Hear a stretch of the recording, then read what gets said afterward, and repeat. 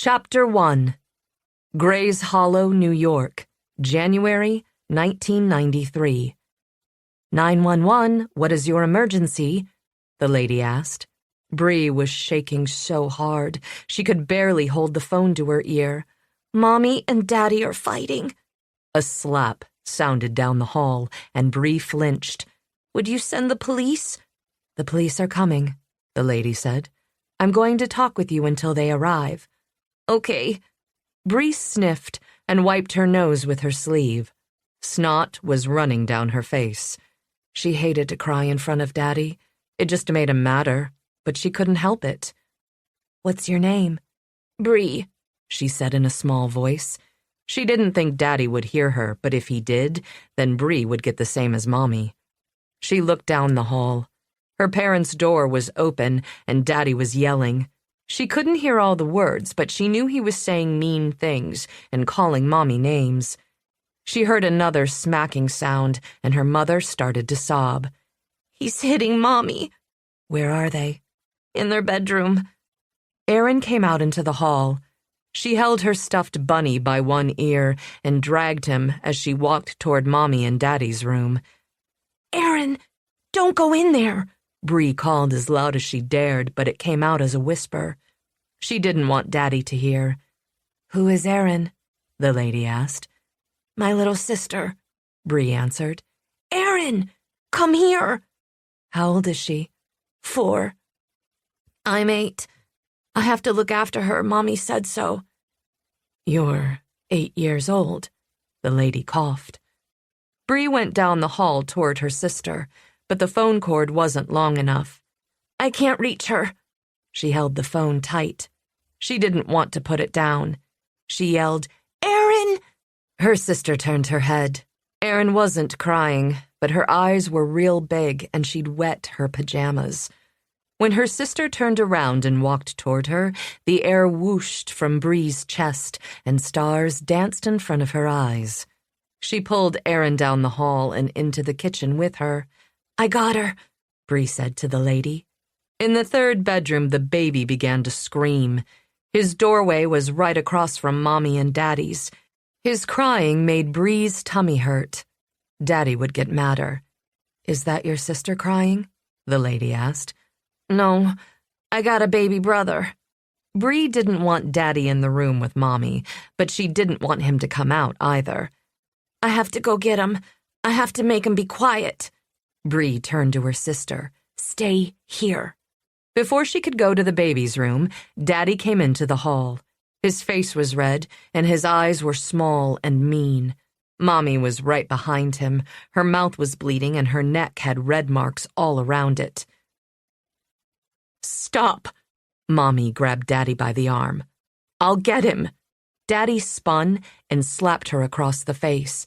Bree yelled, Stop hitting Mommy! But he didn't. He smacked her again. The baby screamed and Daddy turned toward his room. What's happening, Bree? The lady asked. Daddy's gonna get the baby. Bree didn't know what to do. She was so scared. Her belly cramped and her legs shook. Her sister crawled under the kitchen table. Please send the police. They're coming, Bree, the lady said. It's going to be okay. Stop it! Mommy jumped on Daddy's back and started hitting him. Don't you touch him! Daddy spun real fast, knocking Mommy into the wall. She fell off his back onto the hallway floor. He turned away from the baby's doorway. His face was dark, madder than Bree had ever seen him. He lunged toward Mommy, his fingers curling around her arm and yanking her to her feet. Then he dragged her back into the room. I have to go. I have to get the baby now. Bree put the phone down. She could hear the lady talking as she tiptoed into the baby's room.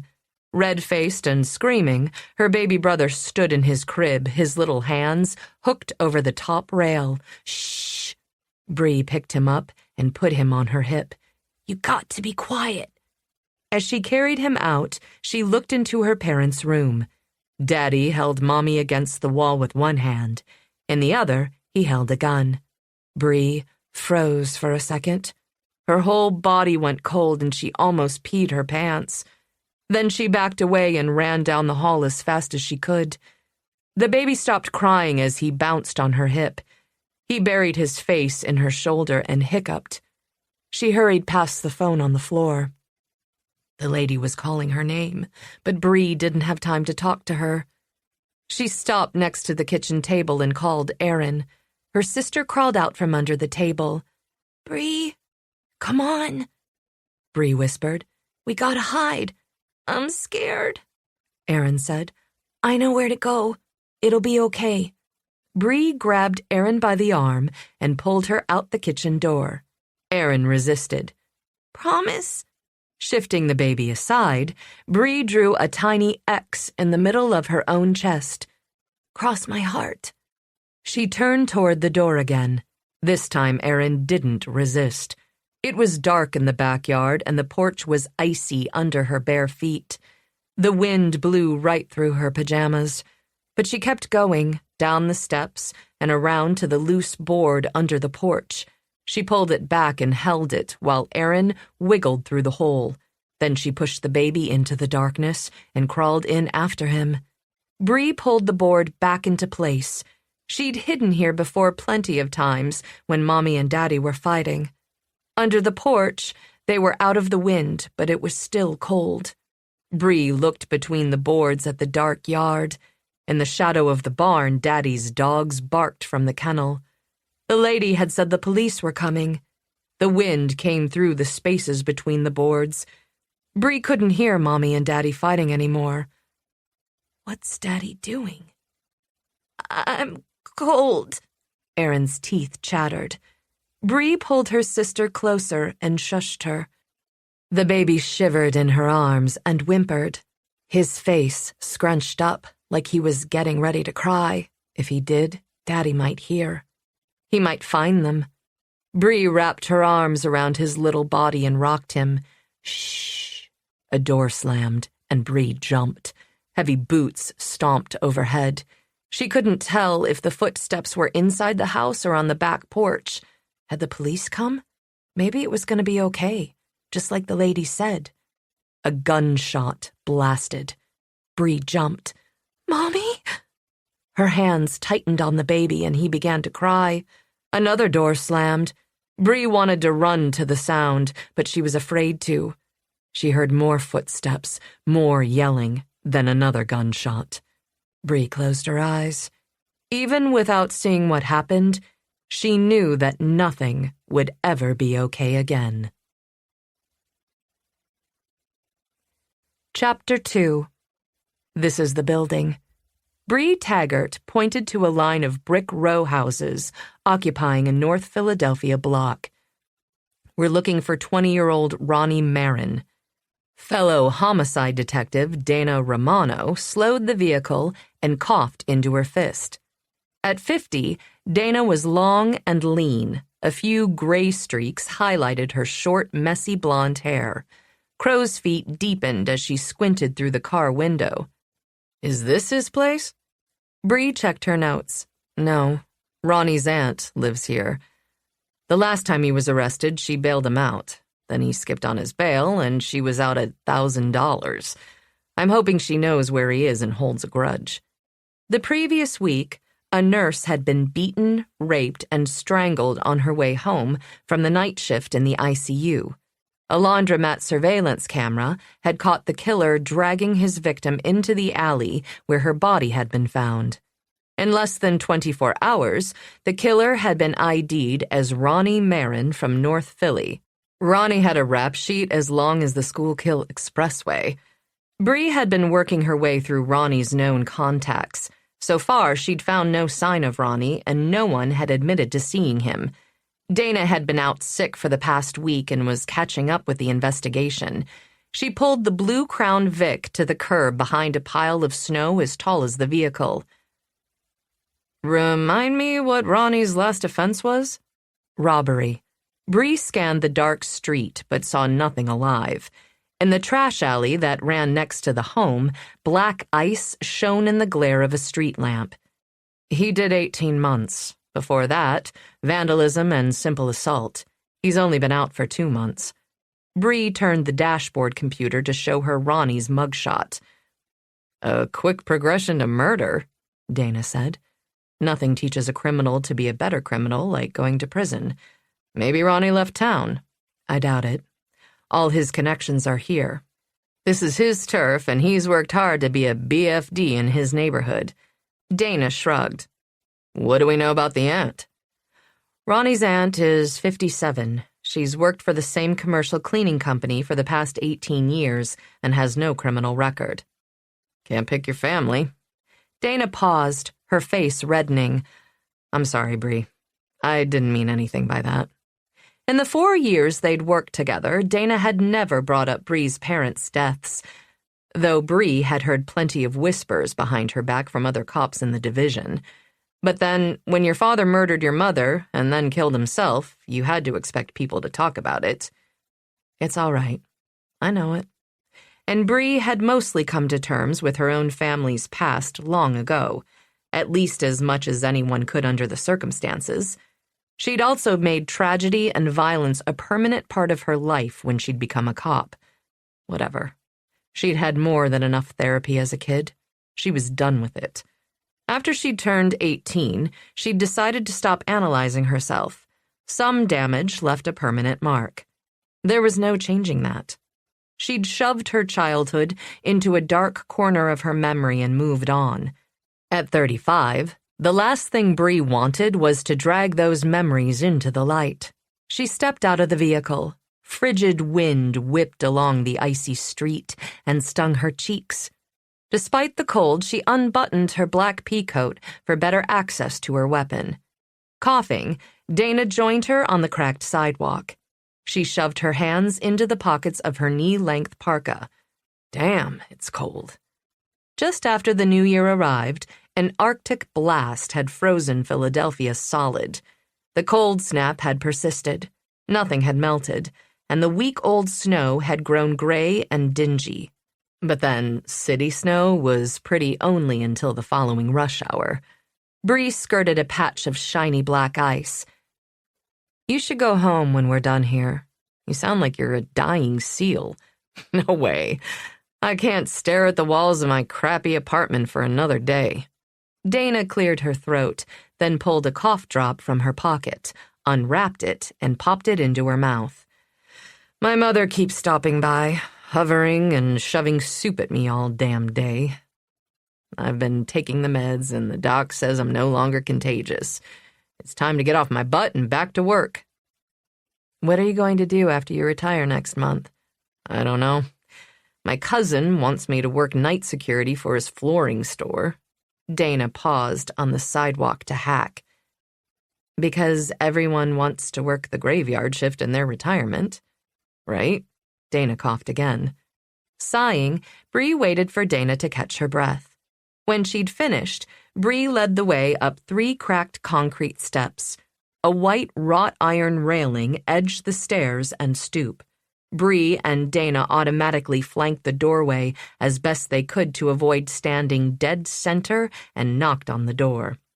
When no one responded, Bree knocked louder.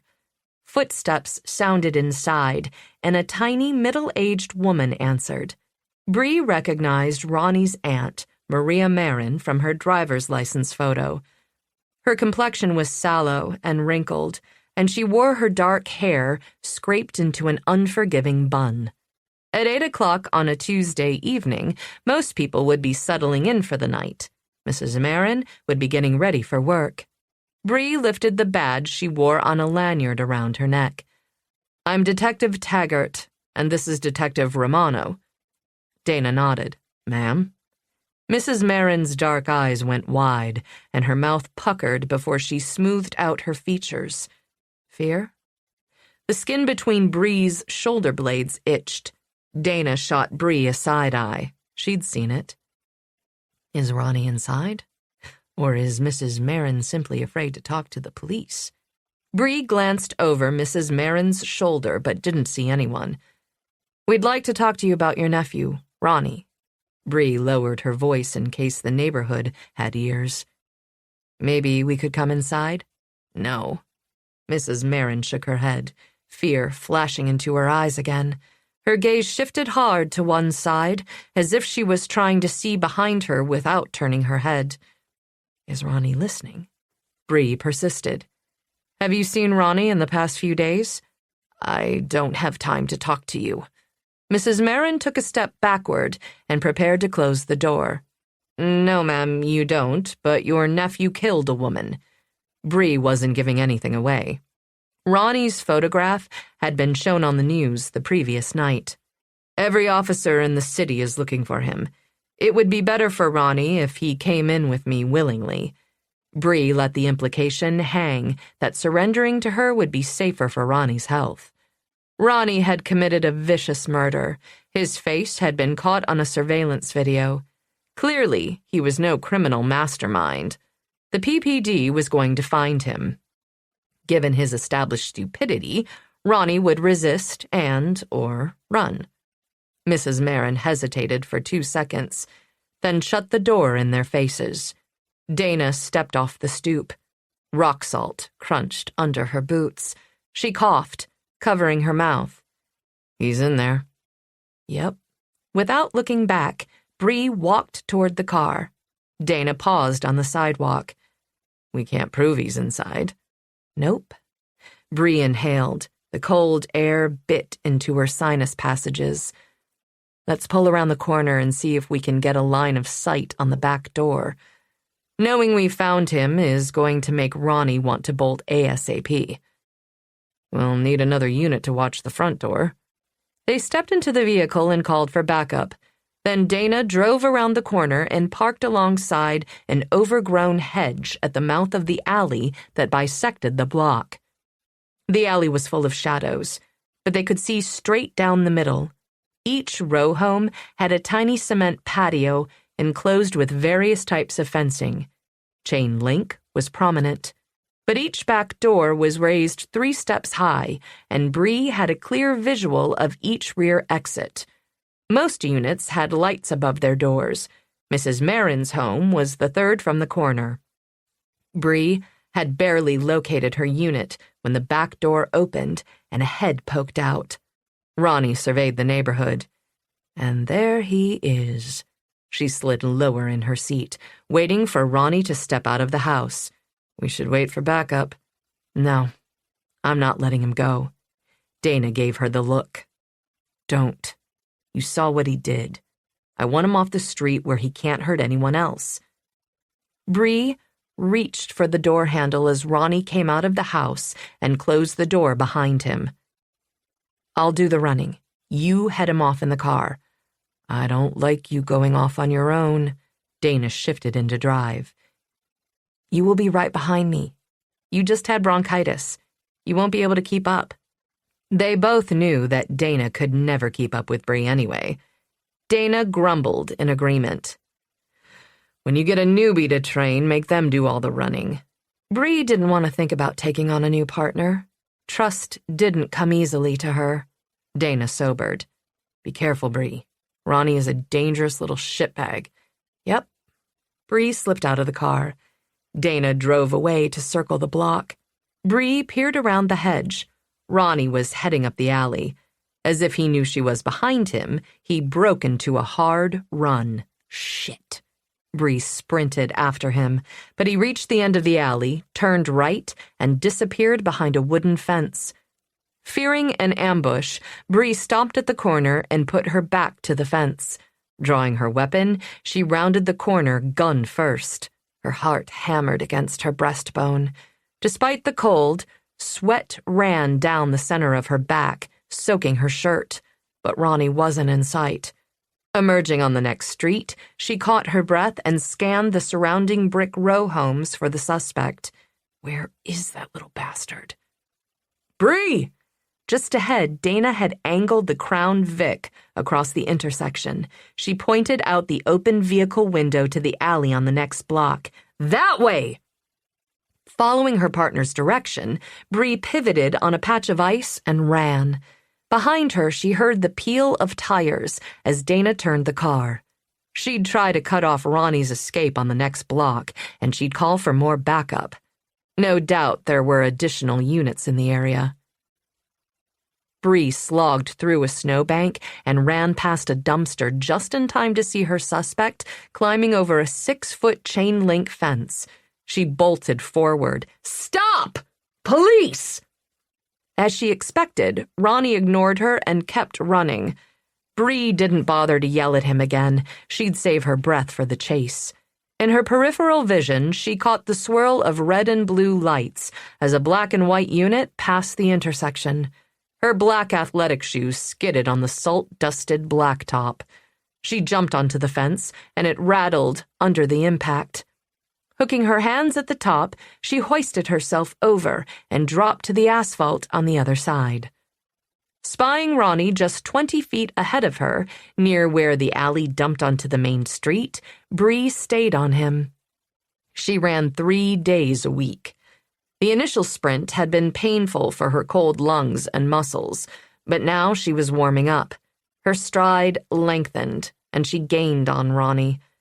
Dana should be at the other end of the alley to block his escape, but Ronnie looked over his shoulder, saw Bree right on his tail, and made a hard right, jumping onto a square bin next to a rickety wooden fence, poising to leap over it. Bree was barely 5 feet behind him. She lunged forward and reached for the back of his jacket. Almost. Ronnie's hands hit the top of the fence. She grabbed his hood just as he gathered his muscles to vault over the top. A heavy body hit the wood on the other side. The deep bark of a large dog echoed. Ronnie couldn't stop his momentum in time, but Bree's grip on his hood clotheslined him. Grabbing at the fabric at his throat, he fell to his knees and hit the fence face first. Bree slammed into the fence next to him. Her cheek smacked the top board. The giant head of a white pit bull appeared as the dog leaped a second time. Its powerful jaws snapped inches from her eye. She felt the dog's breath on the side of her face, and dog spit splattered her cheek before the big beast hit the ground again. A memory intruded, teeth sinking into her flesh.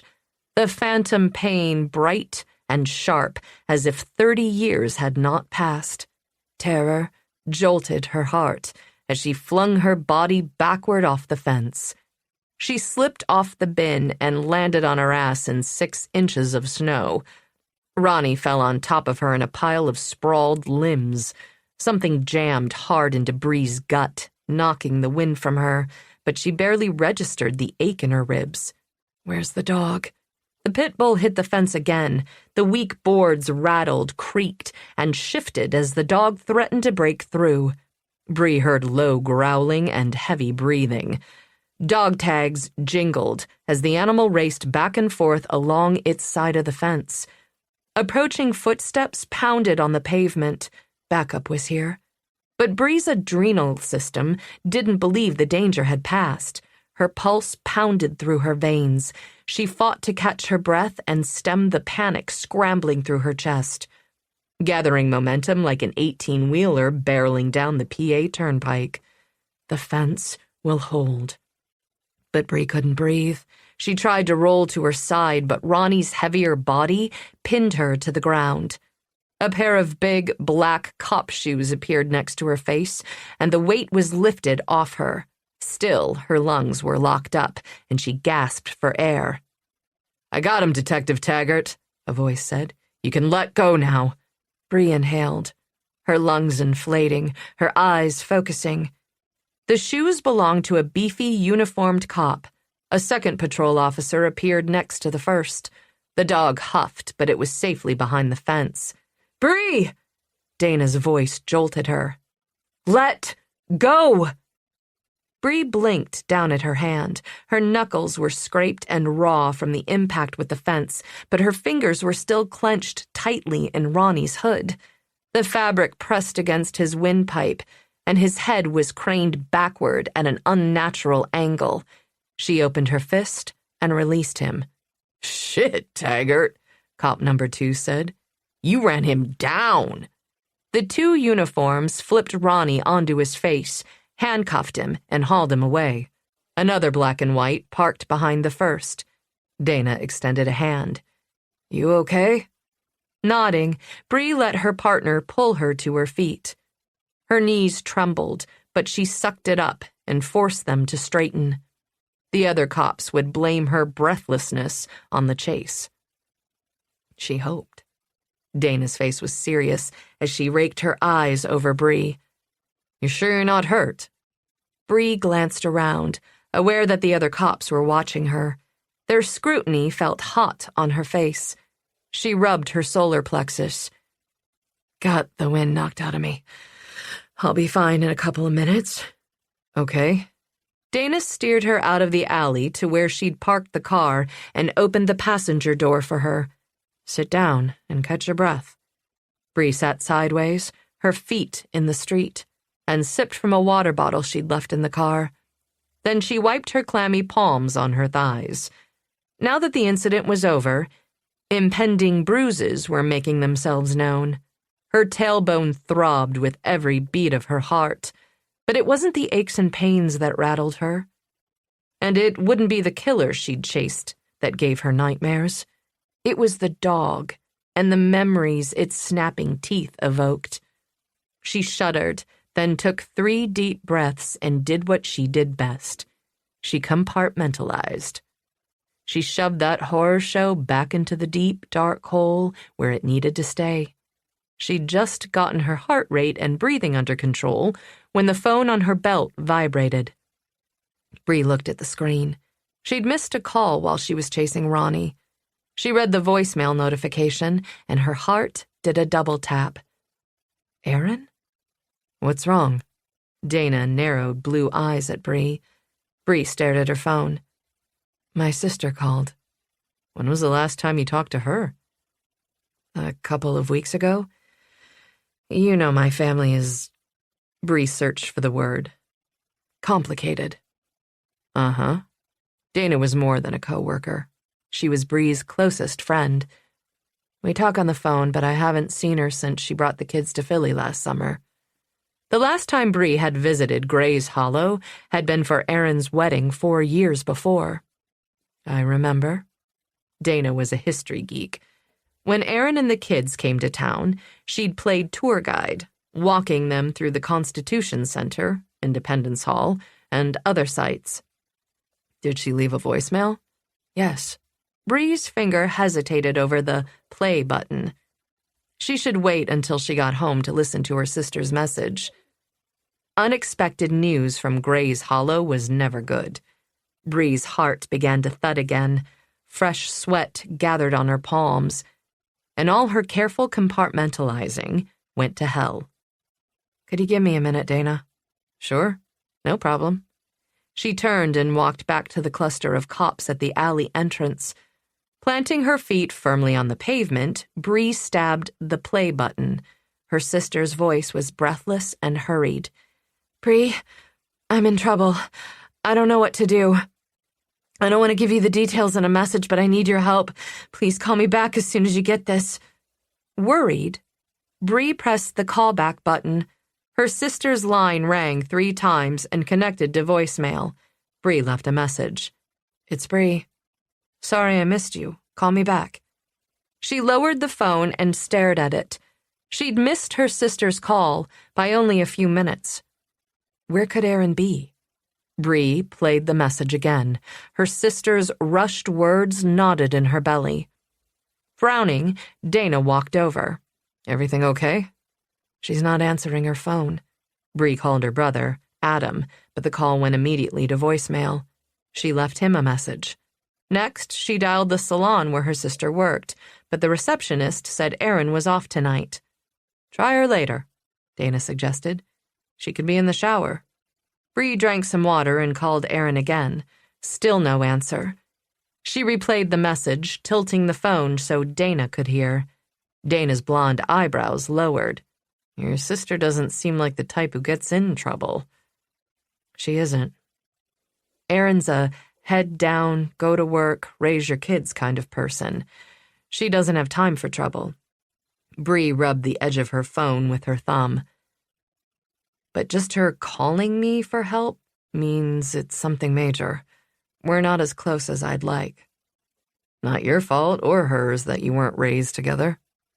Aaron and Adam had been reared by their grandmother in Gray's Hollow. Bree had been farmed out to a cousin in Philadelphia. My childhood isn't my fault. Bree tapped her phone screen and stared at the lack of notifications. But the decisions I've made since reaching adulthood are 100% my responsibility. What are you going to do? As children, Bree and her siblings had survived a nightmare together. Despite the 300 miles between them, they would always have a special connection. They were particularly tuned into trouble, and Bree could sense from Aaron's voice that something was wrong, really wrong. Aaron's tone wasn't, "I'm late with the mortgage payment." She had sounded scared. There was only one thing Bree could do. She finished her water and stood. "I'm going home."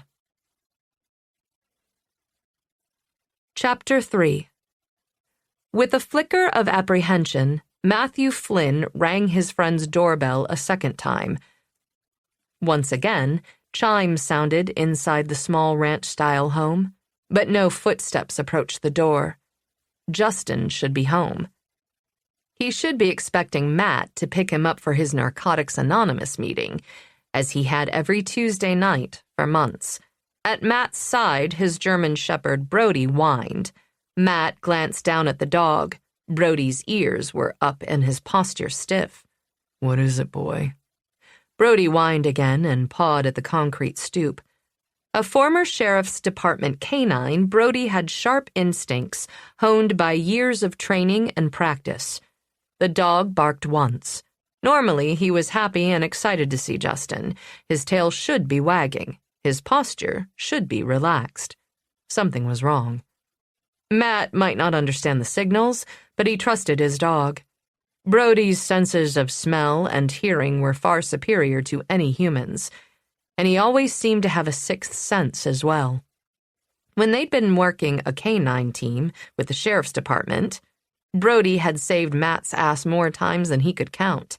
Matt had learned the hard way that he could trust the dog more than he could most people.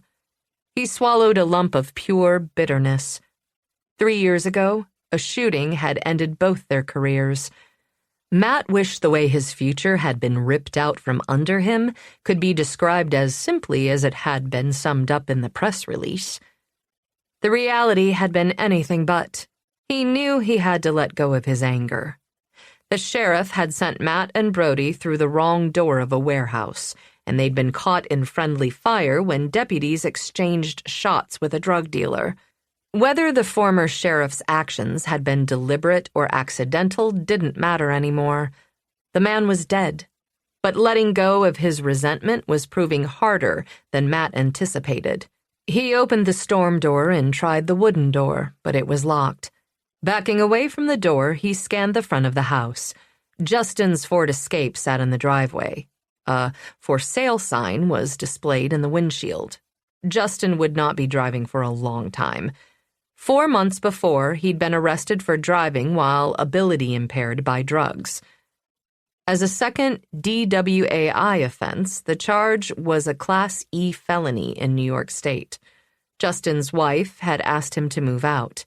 Since then, Justin said he was committed to staying sober and earning back her trust. But there were days when all he talked about were his failures. He battled depression along with his addiction. Concerned, Matt backed away from the door, his breath fogging in the freezing January night. The exterior and interior lights were on. Justin was on a tight budget. If he wasn't home, the house would be dark. Matt pulled out his phone. 20 minutes ago, he'd sent Justin a text letting him know he was on the way. Matt had been running a few minutes late and hadn't waited for an answer before leaving his house. But now the lack of one felt wrong. Justin usually sent back a thumbs up. Matt sent a new message. "I'm outside." A minute ticked away with no response. There was only one thing to do. Matt had to go in. He'd known Justin since they were kids. His friend had been on a downward spiral, set off by a car accident, chronic back pain, and a subsequent addiction to OxyContin. Justin had fallen apart, but he seemed determined to get his life together. Matt would do everything he could to help, including driving him to NA meetings and breaking into his house if there was even a slight chance that his friend could be in trouble. Possible scenarios ran through Matt's head. Addiction relapse and suicide were among them. "Come on," he said to the dog as he turned away from the house, but Brody didn't immediately follow. The dog focused on the door and whined. The sound he made was plaintive, high-pitched, and barely audible. "We'll try another door." Obedient, but clearly reluctant, Brody followed him around the side of the house. Their footsteps crunched in the ice-crusted snow. The patio door was a glass slider, and it was open. Matt stuck his head inside. The den and kitchen were at the back of the house. The kitchen was empty but brightly lit. 2 open cans of Coke sat on the counter next to a pizza box. In the den, a couch and coffee table faced the TV. Light flickered from the TV mounted on the wall. A local news station played on the screen. Where is Justin? Worry snowballed in Matt's gut. As if channeling his master's anxiety, Brody dug into the snow that had drifted against the base of the slider. "Yeah, no worries, buddy. We're going in." Matt pulled a leash from his pocket and snapped it onto the dog's collar. Then he stepped into the kitchen. A few clumps of snow fell from his boots. He wiped his feet on the mat and led Brody inside, leaving the door open behind them. The shepherd panted and paced at the end of his leash. Matt brought him to heel with a single German command. "Fuß." "Justin," he called. Nothing moved. The tiny house felt eerily still. Brody pulled toward the hallway that led to the bedrooms. Matt held him back as he strained at the end of his leash. The dog whined again. Matt flipped a light switch in the hall. The laundry room and bathroom were empty. Matt peered into the spare bedroom, which contained only a stack of boxes Justin refused to unpack. Claiming the move was temporary, Brody pulled harder. "Fuß." Matt repeated the command. Brody obeyed, but his body posture remained tense. He was acting as if he were back on active duty in a high-stress situation. The master bedroom lay ahead. Matt debated taking the dog back to his vehicle, but he wasn't armed. On the remote chance there was an intruder in the house, Brody would know, and the dog would have his back. Matt listened for a few seconds, but the only sounds were the low voices of the news anchor on the TV in the den. Brody wasn't acting as if there was a threat, but the dog was agitated, whining, and shifting his weight from side to side in lieu of pacing. His head bobbed and weaved like a professional boxer. "Justin?" Matt called out, hesitant to invade the privacy of his friend's bedroom, but Justin's depression made him walk down the hall. The room was lit only by a small bedside lamp, but it was bright enough that he could see what lay in the middle of the room. A dead body and a lake of blood. Matt flinched. He didn't need to feel for a pulse. From the size of the deep red stain on the carpet, he knew the person was dead. No one could survive that much blood loss. The body was too small to be Justin. Matt used the flashlight app on his phone to better illuminate the body. Shock washed over him. It was a woman. She wore boots, jeans, and a sweater. Long, dark hair streamed out from under a knit cap. He moved a few steps to the side and shone the light on her face. Matt inhaled sharply. Justin's wife, Erin, stared back at him with empty hazel eyes. "What is she doing here?" Brody whined, a thin, plaintive sound. Matt put a reassuring hand on the top of the dog's head as he called 911 on his cell phone. In rural areas, deputies wore multiple professional hats. Several deputies, including the current chief, also served on the county's search and rescue team. Others were on the dive team. Several were volunteer firefighters. Matt had been an investigator and, later, a canine officer. As he gave the dispatcher the address, he put aside his emotions and viewed the scene like the detective he'd been. Erin was on her side, her body curled around itself. From the size of the wound, Matt suspected she'd been shot. Blood covered her hands, which were near the wound in her chest. She hadn't died immediately. She'd known she was bleeding out. She'd clutched the wound, maybe even tried to stem the bleeding. The heart stops beating at death, and it had taken a minute or so to pump a fatal volume out of her body. It must have seemed both a long and short minute to her. Matt took in the size of the bloodstain. It had been a futile effort. He hoped she'd lost consciousness quickly. An image from their wedding flashed into his mind. Justin and Erin posing for a photo with her 2 kids. He closed his eyes for a second. Justin had mentioned that the kids hadn't seen their father in years. No one even knew where he was or if he was alive. They could be orphans. The 911 operator gave a response time of 4 minutes. Matt took 2 minutes to snap pictures of the rest of the room with his cell phone camera. He was no longer a deputy. Since the former sheriff's death and the airing of the corruption in the department, many other deputies had left. There were a number of new hires, and of the longtime deputies, Matt didn't know who he could trust. How many had known of the former sheriff's crimes? He was certain of only one thing. This would be his only chance to record the crime scene. Justin hadn't planned to live here long and hadn't invested in much furniture. The bedroom held a bed, a chair, and a nightstand with a lamp. A purple puffy coat lay across the chair. It looked too small and feminine to be Justin's. Erin's? He snapped a picture, then took photos of a dark red smear on the door frame and another on the wall. On the floor in front of the bathroom door lay a towel. Matt stooped and touched the corner. Damp. Matt ducked into the bathroom. Another damp towel hung over a rod mounted on the wall. He used the sleeve of his jacket to open the medicine chest, noting the extra toothpaste, a tube of mascara, and a lipstick on the glass shelf. In the cabinet beneath the sink, he found a hairdryer, a round hairbrush, and a box of feminine hygiene products. As he photographed everything, he wondered if the female items belonged to Erin or another woman. A siren approached. Time to go. He led Brody back out the way they had come into the house, taking more pictures on his way out. He followed his own tracks back to the sidewalk and waited, noting and filing details in his head. The front door had been locked. The back slider had been open, as if someone had rushed out of the house. Who killed Erin? And where is Justin?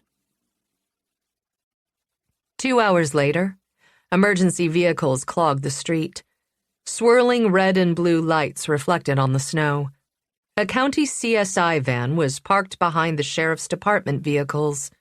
The medical examiner had been the last to arrive. Uniformed men hustled back and forth from the house to their vehicles, each doing his job, focused on a specific task. At the base of the driveway, a rookie manned the crime scene log, recording every person who set foot on the scene. Standing on the sidewalk next to his SUV, Matt had never felt like more of an outsider. Gray's Hollow Chief Deputy Todd Harvey approached. Before the shooting, Matt had worked with Todd for years and was 80% sure he was trustworthy. Todd stopped in front of Matt and crouched to pet the dog. How's retirement, Brody? Brody leaned in for a scratch behind the ear. With a final pat, Todd straightened. How long have you known Justin? We went to grade school together. You knew the victim too?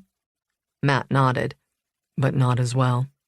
Since he lives here, and her address is a rural route outside town, can I assume they were separated? Yes. Matt took a deep breath. The facts were the facts. Justin and Erin married 4 years ago. I was the best man in their wedding. Did they have kids? She is too, but they aren't Justin's. Matt's stomach cramped with pity. Todd scraped a hand across his jaw. Shit. Yeah, shit. Grief choked Matt as he pictured the children. "How old are they?" Todd asked. Matt cleared his throat. "Luke is in high school. Kayla's still in grade school." Todd pulled a small notepad from his pocket. "I'll loop in social services. I also have to notify next of kin. Do you know who that might be?"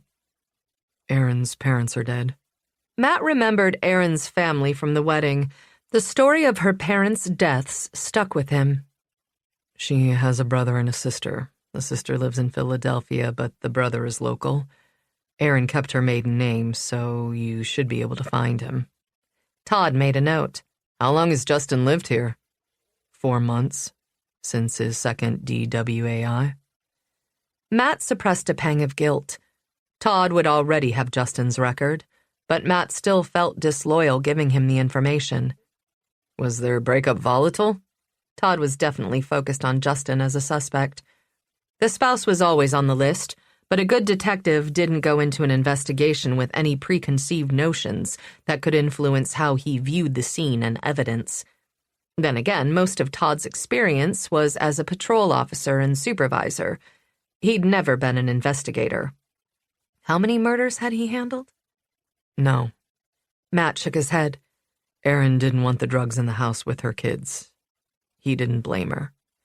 "So he wasn't angry at all after his wife kicked him out of his house?" Todd sounded incredulous. "It's her house, not his." Todd pressed his lips together. "Do you know why she was here this evening?" "No." Matt's gut twisted. "I talked to Justin yesterday. He didn't mention it." "Okay." Todd turned as the medical examiner gestured from the doorway of the house. "I need to get back to it. I'll probably be here all night. I need you to come to the station in the morning and sign a statement." "Sure." Matt's fingers stroked Brody's head. The dog leaned against his legs, his weight nearly buckling Matt's knees. He leaned into the dog to counter the pressure. Todd turned away. Matt pictured the scene. Questions about Erin's presence ran through his head. What had she been doing there? "Did you find her cell phone?" Matt called after him. Todd walked away without answering. Would he shut Matt out of the case? Matt looked down at Brody. As usual, the shepherd's brown eyes looked right through him. Brody whined again. "I know. I'm worried about Justin, too." As a friend, he worried that Justin could be in serious trouble. As a former investigator, he knew that Justin would be a primary suspect, and as a former deputy, he worried about the chief deputy's lack of investigative experience and Matt's 20% uncertainty about his honesty. With or without the chief deputy's cooperation, Matt would find out what had happened. Chapter 4. He lathered his hands and arms to the elbow, then rinsed thoroughly and repeated the process twice more.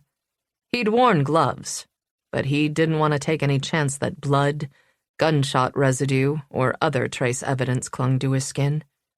When he was finished, he dried his hands on a paper towel and tossed it in the trash. Flecks and streaks of dried blood spotted the front of his pants and his shirt cuffs.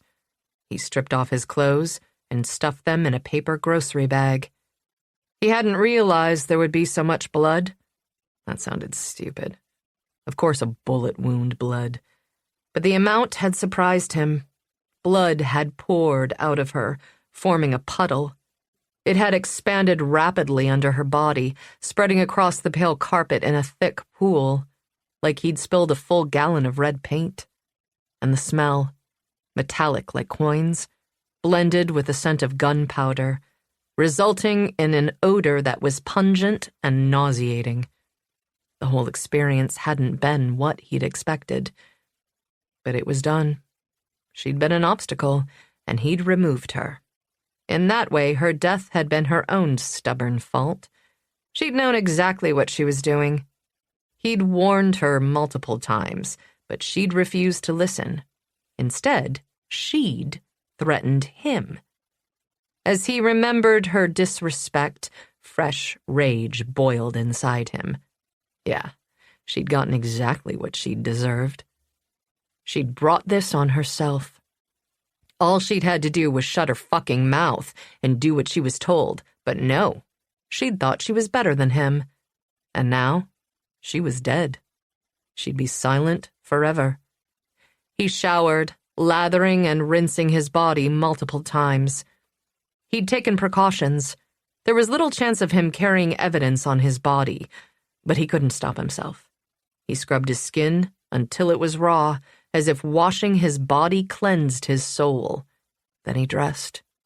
He cleaned the soles of the boots with oxygen bleach. He'd drive a few towns over and drop them in a donation bin the next day.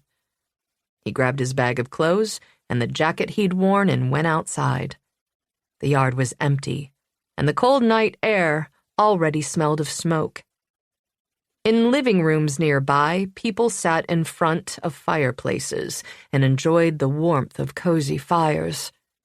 His fire would be less cozy and more of a pyre. He dumped his clothes in a barrel used to burn leaves and other natural debris. He added paper and set the pile on fire. The fabrics were mostly cotton blends and burned well. The flames consumed their fuel and died down. He added some dried wood and let the fire burn until embers turned to ash. As the orange glow died out, the anger in his heart cooled. It was over. Nothing stood in his way. Now he could have what was his by right. The life he'd worked hard for. The life he deserved. No one else had better get in his way. Chapter 5. Bree exited the interstate. A few minutes later, she passed the sign welcoming her to Gray's Hollow and fished a roll of antacids from the console. As usual, being in her hometown felt surreal and slightly nauseating. After her sister's call, Bree had finished her reports so she would have the next 2 days off. She'd arranged for a neighbor to feed her cat, packed a bag, and headed north at 2 a.m. She'd driven on autopilot for 5 hours. As she neared Gray's Hollow, the familiar scenery dragged her back to the childhood she'd worked so hard to forget. She'd tried her sister's number several times. Every time, Erin's number switched to voicemail, and the knot in Bree's belly tightened. On the bright side, anxiety kept her from falling asleep. She sipped her cold coffee. Her sister lived on 10 acres in upstate New York. Erin had wanted her kids to have room to run and raise animals if they wanted, all the things she'd perceived as stolen from her own life after their parents' death. Perception was everything. Bree had lost all those things as well, but she wanted nothing that reminded her of her childhood. But then she was older and had clearer memories than her sister or brother. Erin could recall only snatches of their life before, and she denied remembering anything about the horrible night that had destroyed their family. Adam had been an infant. He had no memories of their parents at all. Bree followed the GPS directions. She'd visited her sister's place only a couple of times. She spotted the mailbox, which looked like a black and white cow, and turned into the driveway. A layer of snow and ice covered the rutted dirt and gravel. Behind the house sat a small red barn. Barbed wire enclosed the pasture. The last time she'd been here, it had been summer. Everything had been green. Flowers and horses had dotted the grass. It had been peaceful and lovely. Now, the icy scene was bleak and lonely. And there were 2 sheriff's department vehicles parked in the driveway. Bree stared, the coffee in her mouth turning sour. Disbelief flooded her.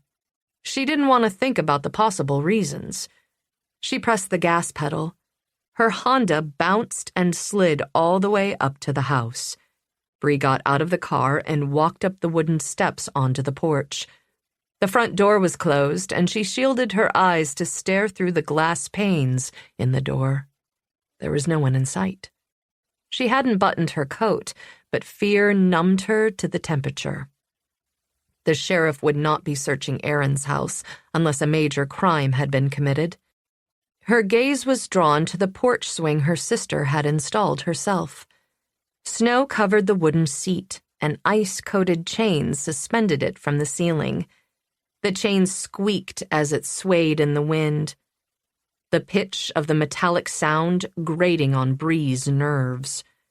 She heard movement inside the house. Bree tried the knob, and the door opened.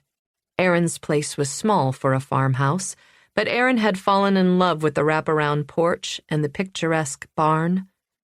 She used words like cozy and homey. "Hello?" Bree called out from the doorway, not wanting to surprise the deputies or intrude on the scene. But she scanned everything she could see. The front door opened into a large, wood-floored living room. On one side, a set of French doors led into an office. The stairwell ran up the far wall, and a hallway led to the kitchen at the back of the house. Boots stomped on the stairs, and a uniformed deputy descended. Stepping out onto the porch, he motioned Bree to move backward. He touched his hat. "Ma'am, can I help you?" Bree showed her badge. "This is my sister's house. Why are you here?" "I'm sorry, ma'am," he said in a measured voice. "You'll have to ask the chief deputy." "Is he here?" "No, ma'am." "Where are my sister and her children?" Bree asked. The deputy repeated, "You'll have to ask the chief deputy." "Has Erin been arrested?" The deputy deadpanned. "I know. I'll have to ask the chief deputy. Where can I find him?" "At the sheriff's station." Bree turned and scanned the property, her nerves gnawing a hole in her gut. Why are two deputies searching Erin's house? The thought of her sister committing a crime was ludicrous. Erin was as goody two-shoes as a person could be, but something had happened. Bree followed the porch around to the back door. Cupping her hands around her eyes, she looked through the windows. The entire back of the house was kitchen. At 7:30 in the morning, Erin should be drinking coffee and getting the kids ready for school, but the kitchen was empty. A hallway led to the front of the house. At the end of the hall, Bree could see lights and a deputy moving around in the living room. Other than the intrusion of the deputies, the house looked normal, with nothing to indicate a physical altercation had occurred. Who else could Bree call? When Bree had seen them over the summer, 8-year-old Kayla hadn't had a phone, but Luke had been bent over his most of the trip. If you were a better sister and aunt, you'd know your nephew's number. But Bree wasn't, and she didn't. She saw Erin and the kids once a year when they visited her. She hadn't been able to put aside her own issues to see them in Gray's Hollow. Her boots thudded on the porch as she walked back to the front of the house. The deputy had gone back inside. With 10 acres of land, Erin had no neighbors in sight. The closest house was a half-mile down the road. Bree pulled out her phone and called her brother again. Her call switched to voicemail, and she left him another message. Adam not responding didn't alarm her. He often neglected to charge his phone. He was an artist. If his creativity was on, he might disconnect for days. He had a habit of taking off for weeks at a time to paint. He might not even be in town. There was only one way she could get immediate answers. With one last glance at the closed front door, Bree slid back into her car and drove toward the sheriff's station. The town of Gray's Hollow was too small to fund their own police department and relied on the county sheriff for law enforcement. The dread in her chest expanded until it constricted her lungs. She would not breathe easily again until she saw her sister and the kids with her own eyes. At 7:45, the day was brightening, but the overcast sky clouded the sunrise. Bree turned into the entrance of the Randolph County Sheriff's Station in Gray's Hollow. She stepped out of her car, gave 2 reporters delivering live updates a wide berth, and walked into the squat, brown brick building. Looping the strap of her small crossbody purse over her head, Bree approached the counter separating the lobby from the front office. Two men in suits conferred on one side of the lobby. More reporters? Something was definitely going on. An older woman in a heavy cardigan greeted her. "Can I help you?" Bree said. "I'd like to speak with the sheriff." Forget the chief deputy. She'd go to the top. The woman took off her reading glasses. "Regarding?" Bree swallowed, lowered her voice so no one but the woman would hear, and watched for a response. Aaron Taggart. Recognition lit the woman's face. She knew Aaron's name. Bree's belly cramped. This was not good. Not good at all. "Your name and agency?" the woman asked. The woman correctly assumed Bree was a cop, which Bree would totally take advantage of. Bree Taggart. She pulled her badge from her pocket. Philadelphia homicide. The woman clearly noticed that Bree's last name matched Aaron's. Something that felt uncomfortably like pity crossed the woman's face, but she quickly wiped it away. "Wait here, please, detective." She turned and walked down a hallway. The door behind Bree opened, and a man entered, a German shepherd at his side. The man moved like a cop, but Bree's attention fixed on the dog. A canine team? Bree's anxiety grew. She'd been waiting all night for answers, but now dreaded getting them. The dog's presence wasn't helping. She moved to the end of the counter, as far away from it as she could get. With some distance between them, Bree breathed a little easier. Her attention shifted to the man. In his mid-30s, he was 6'3", a lean 200 pounds, and broad-shouldered. With piercing blue eyes, reddish-brown hair, and a couple days of stubble on his heavy jaw, he reminded her of a Viking. He was also familiar. She knew him from somewhere. She met his eyes, and he recognized her too. They had definitely met before, but where? Nerves had short-circuited her brain. He opened his mouth, but before he could speak, the woman returned. "Detective, you can come on back." She ushered Bree to an open door marked with the word sheriff.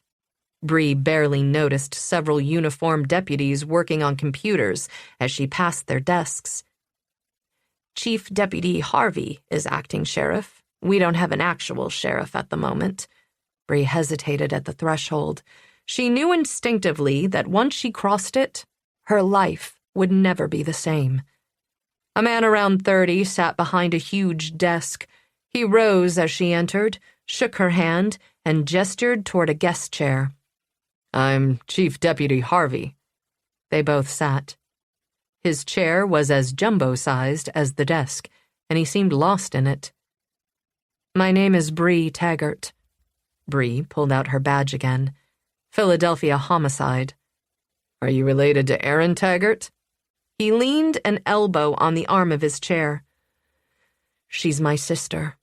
Bree pulled her hand into her lap, her fingers curling around her badge until her knuckles turned white. She told him about Aaron's message the previous night and finding the deputies searching the house this morning. "I'm afraid I have some bad news for you. Your sister was killed last night. I'm sorry for your loss." The news fell over Bree like frost. Her body went cold, her brain numb. For a full minute, she just sat there, staring at the chief deputy. His mouth was moving, but she heard no words, as if her head was full of static. He got up and walked around the corner of the desk to crouch in front of her. "Ms. Taggart?" He raised his voice. "Are you all right?" Bree startled as her hearing returned in a rush of sounds and sensations. "Yes. I'm sorry.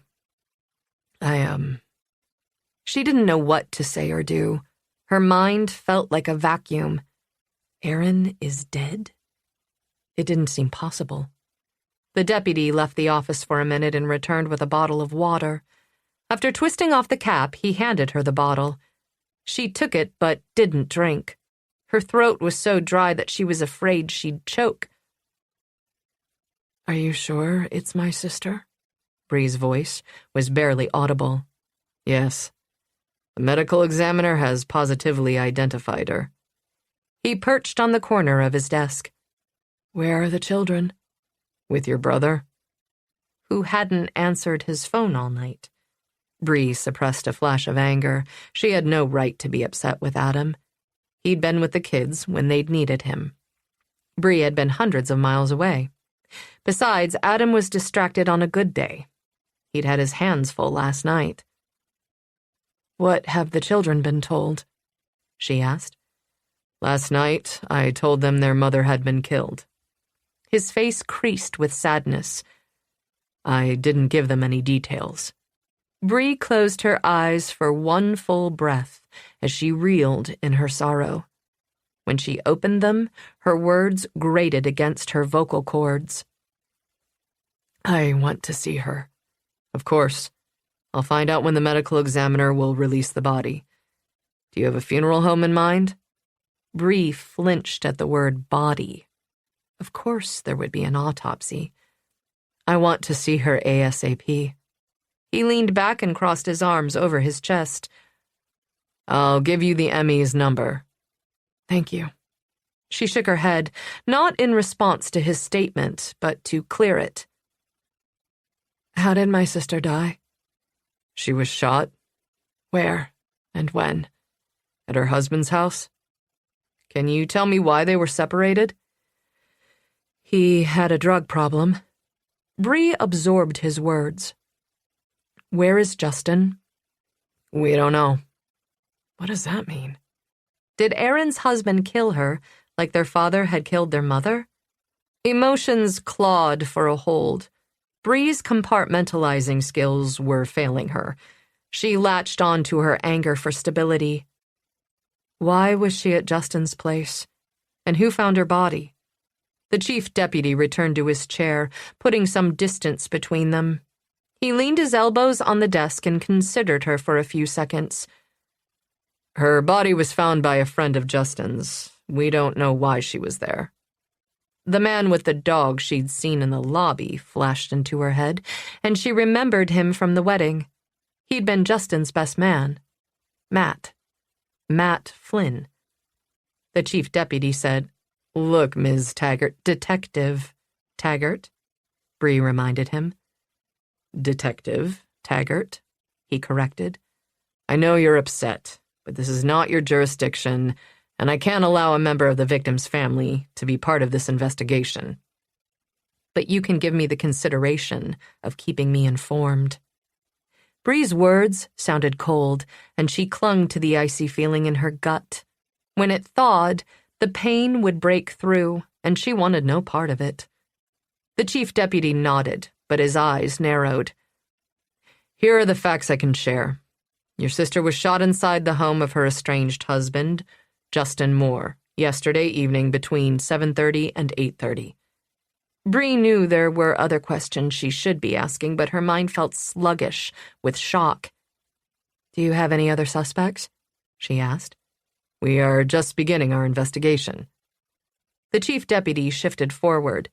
When was the last time you saw your sister? She and the kids came to Philly in August, and we spoke on the phone once or twice a month, which now seemed so inadequate. Grief bubbled in Bree's throat. She swallowed it. Not yet. Keep it together. But her control felt as weak as a single silk thread. What about Aaron's pickup truck? Her sister had driven a white farm truck, an older model F-150. Bree hadn't seen it at the house. I put a BOLO alert out on the vehicle, the chief deputy said. Do you think he's driving it? It's a reasonable theory. It's her only vehicle. Now it's missing, and so is he. Bree thought if Justin had killed Aaron and driven off in her truck, he would have dumped it by now. Anyone with 2 brain cells would assume law enforcement was searching for the vehicle. I assure you that we are looking at all of the evidence, the chief deputy said. I will share more information when I am able. His chair squeaked as he shifted his weight back, signaling that he was finished. I'm going to have more questions for you. I'll need your contact information. Bree gave him her cell number. She was going to have more questions for him, too, once she got her act together. "Where are you staying?" he asked. "I don't know yet," Bree said. "When will Aaron's house be released?" "I'll let you know. Hopefully the deputies will finish searching it today, but I make no guarantees. I don't know what they'll find." But Bree already knew he wasn't a hands-on investigator. If this were her case, she would be searching the victim's house herself, and not only to find physical evidence. A detective could learn a lot about a person by studying their personal space. She kept her criticism to herself. Ripping apart his investigative procedures would not make him more cooperative. "The horses will need to be fed and watered this evening," she pointed out. "Yes. If we aren't finished with the house, one of my deputies will take care of it. Same one who saw to them this morning." "Thank you." Bree stood too quickly. The blood drained from her head, making her lightheaded. She braced herself with one hand on the arm of the chair for a few seconds. "You don't have any idea what kind of trouble your sister was in?" the chief deputy asked. Bree shook her head. Aaron didn't get into trouble. But as she said the words, she knew they couldn't possibly be true. Chapter 6. Matt watched Bree Taggart bolt from the station. Her face was as pale as the ice on the sidewalk, and she was moving like the building was on fire, or she was trying to get as far away as possible from the news of her sister's death. Empathy swelled in Matt. He knew her history. Bree had lost both parents in a horrific tragedy. Now her sister had suffered the same fate. Matt had remembered Bree instantly. She had an interesting face, lean and serious, with hazel eyes that seemed to shift between green and amber according to her mood. Had she recognized him? She'd moved as far away as possible when he'd walked into the lobby. He thought back to the wedding. At the time, he'd thought the attraction between them had been mutual, but maybe he'd been wrong. Behind the counter, Marge Lancaster waved a dog biscuit. "Who has a treat for Brody?" Brody drooled and turned to Matt. Matt led the dog behind the reception counter. "Go ahead." Marge was going to give Brody the treat no matter what Matt said. She generally did as she liked. The chief deputy might be acting sheriff, but Marge ran the show. She held out the biscuit. "Zetzen," Matt commanded. Brody sat and took the treat gently from her hand. "What a pretty boy you are." Marge stroked his head. The dog's tail thumped on the floor as if he knew Marge was flattering him. Matt shook his head. "You spoil him, Marge." "Like you don't." She arched a penciled-on eyebrow. "Not that it matters. He earned it." "Yes, he did." Matt would be dead if it weren't for Brody. Still, Matt was diligent about keeping up with the dog's basic obedience. A 90-pound canine needed manners. "Here." Matt headed for Todd's door. Brody fell into step beside him, but he stopped at every desk to say hello. Since his retirement, he'd turned into a freaking ambassador. Inside the chief deputy's office, Matt jerked a thumb at the closed door. "That was Aaron's sister, right?" "Yes." Todd rubbed a hand down the center of his face. He'd shaved and put on a fresh uniform, but the long night had left shadows under his eyes. "She didn't know her sister is dead." "How did she take the news?" Matt took a seat facing the chief deputy. Brody lay next to his chair, resting his head on Matt's foot. Todd frowned. "I don't think she's fully processed it yet." "I'll bet she hasn't." "How well do you know her?" Todd asked. "Not well. We met during Justin and Aaron's wedding." But both of them had gone to the wedding solo. They'd been seated together. They'd talked. They'd danced. Todd flattened his palm on a closed folder in the center of his blotter. "She's a homicide detective with the Philly PD." Matt had been an investigator back then, too. They'd had a lot in common. If she hadn't run out of town the day after the wedding, Matt would have called her. But then Considering her reaction to him today, maybe it had been for the best they hadn't seen each other again. She's going to be a pain in my ass. Todd tapped on the folder. So am I, Matt said. Todd sighed. I'll tell you the same thing I told her. You are too close to the case. You have a relationship with the primary suspect. I cannot let you take part in the investigation, but I will keep you as informed as possible. So Justin is the primary suspect, Matt said. Regret creased Todd's face. I shouldn't have said that. It's not a huge revelation. The husband is always a suspect, and Justin is missing. Do you have any other suspects? I can't answer that. So that's a no. Have you considered Matt? Todd cut him off. You're not a deputy anymore. Matt breathed. Frustration and anger rose in his chest. Todd was going into the investigation assuming Justin was guilty, not to find the truth. Todd sighed. I'll tell you what will be in this morning's press release. He consulted a paper on his desk. The bullet that killed Aaron Taggart was a 9mm. Justin's father is missing a Sig Sauer P226 9mm handgun. Damn. Justin had been convicted of a felony. He couldn't legally possess a weapon. If he'd wanted one, he would have needed to find another way. Mr. Moore didn't know it was missing until we talked to him, Todd continued. He kept it in his nightstand. It's possible Justin stole it from his father. Did he say anything to you about a weapon? No. Todd frowned. Do you know Aaron's family history? Yes. The case is already getting media attention. They're calling it the déjà vu murder. Then the press has decided Justin is guilty. I can't control the media, Todd said. But you could at least say that you have other lines of investigation. Todd's gaze went flat. I'll be issuing a press release later this morning. At this point, I don't have any other theories. The fact is that Justin's soon-to-be ex-wife was shot in his house, and there are no signs of forced entry. I can't believe Justin would kill anyone, let alone Aaron. What if Justin was also dead? What if he'd been kidnapped by Aaron's killer? What if she'd been killed because of something Justin had done, like owed money to a drug dealer? He'd purchased his oxy from someone. Had she walked in on a drug deal? Matt didn't express his alternative theories, which all involved Justin still using drugs and would not imply he was innocent. You have to admit the cases are eerily similar, Todd said. Aaron's parents died 20-something years ago, Matt said. I highly doubt there's any connection. No.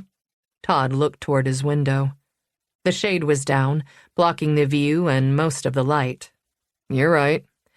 The similarities are probably coincidence. Matt suppressed his frustration. Todd was going into this investigation with a preconceived theory which would influence how he viewed the evidence.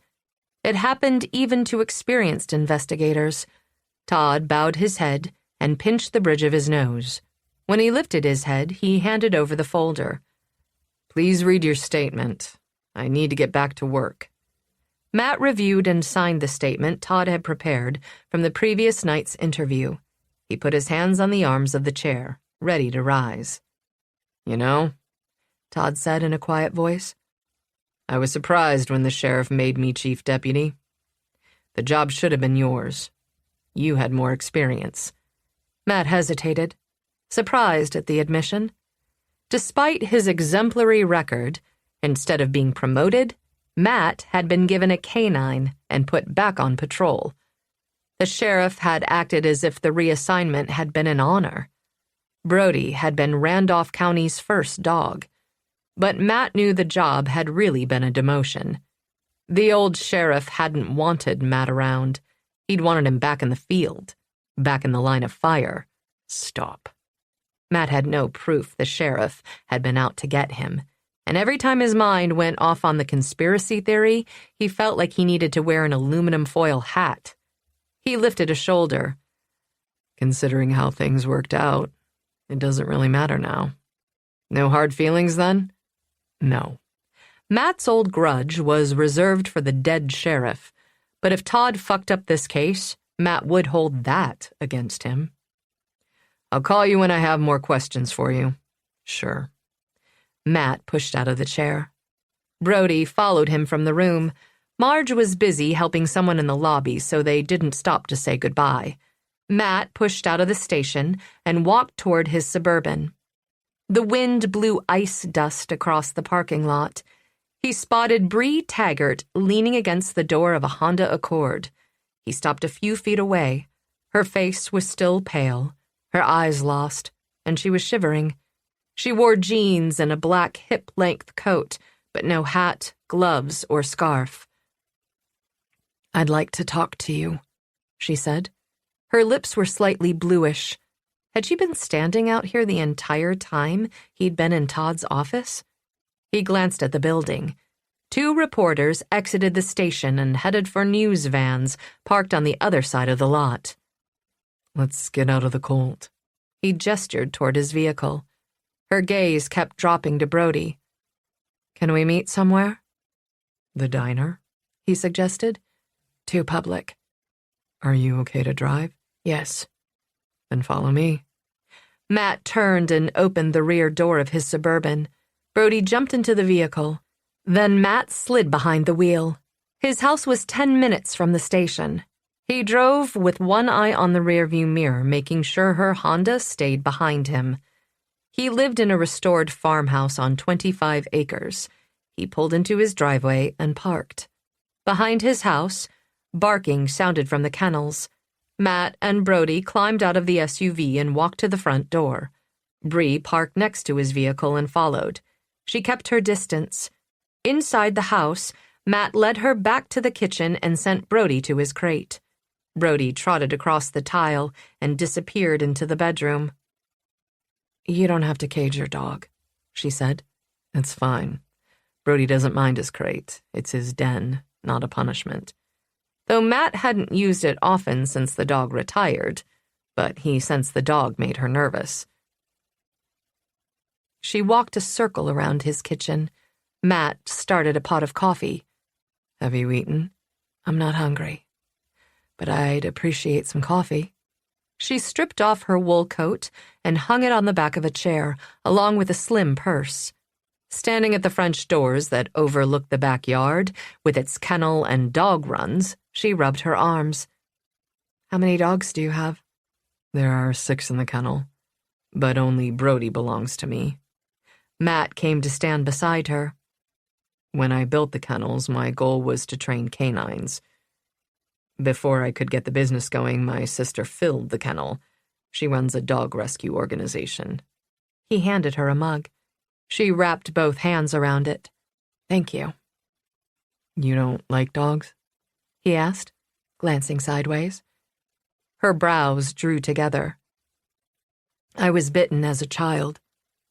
She clamped her mouth shut, as if embarrassed by the admission, but he could tell there was more to the story.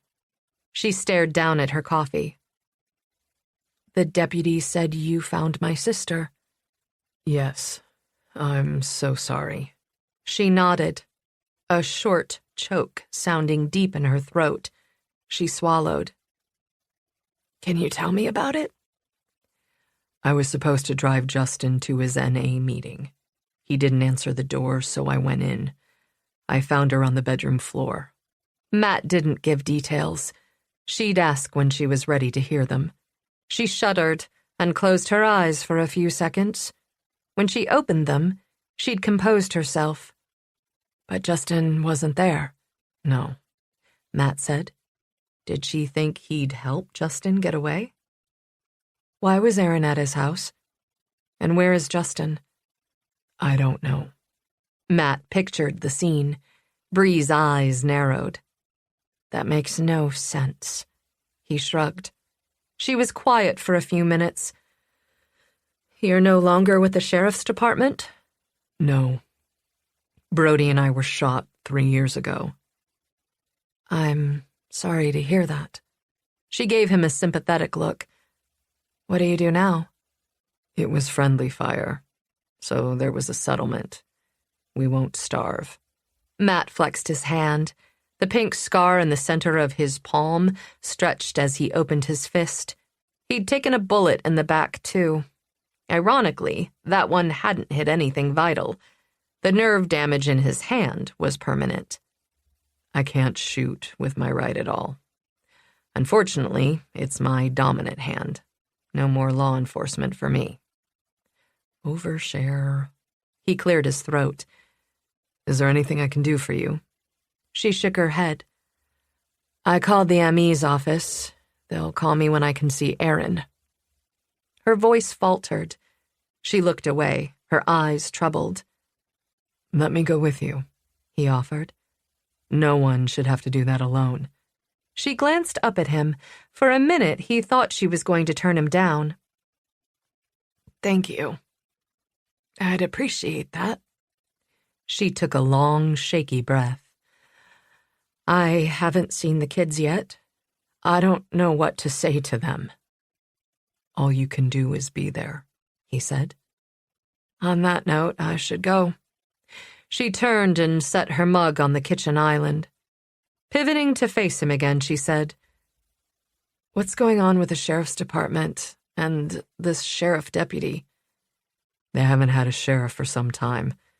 The previous one was corrupt and committed suicide. Since then, the department has lost half its deputies.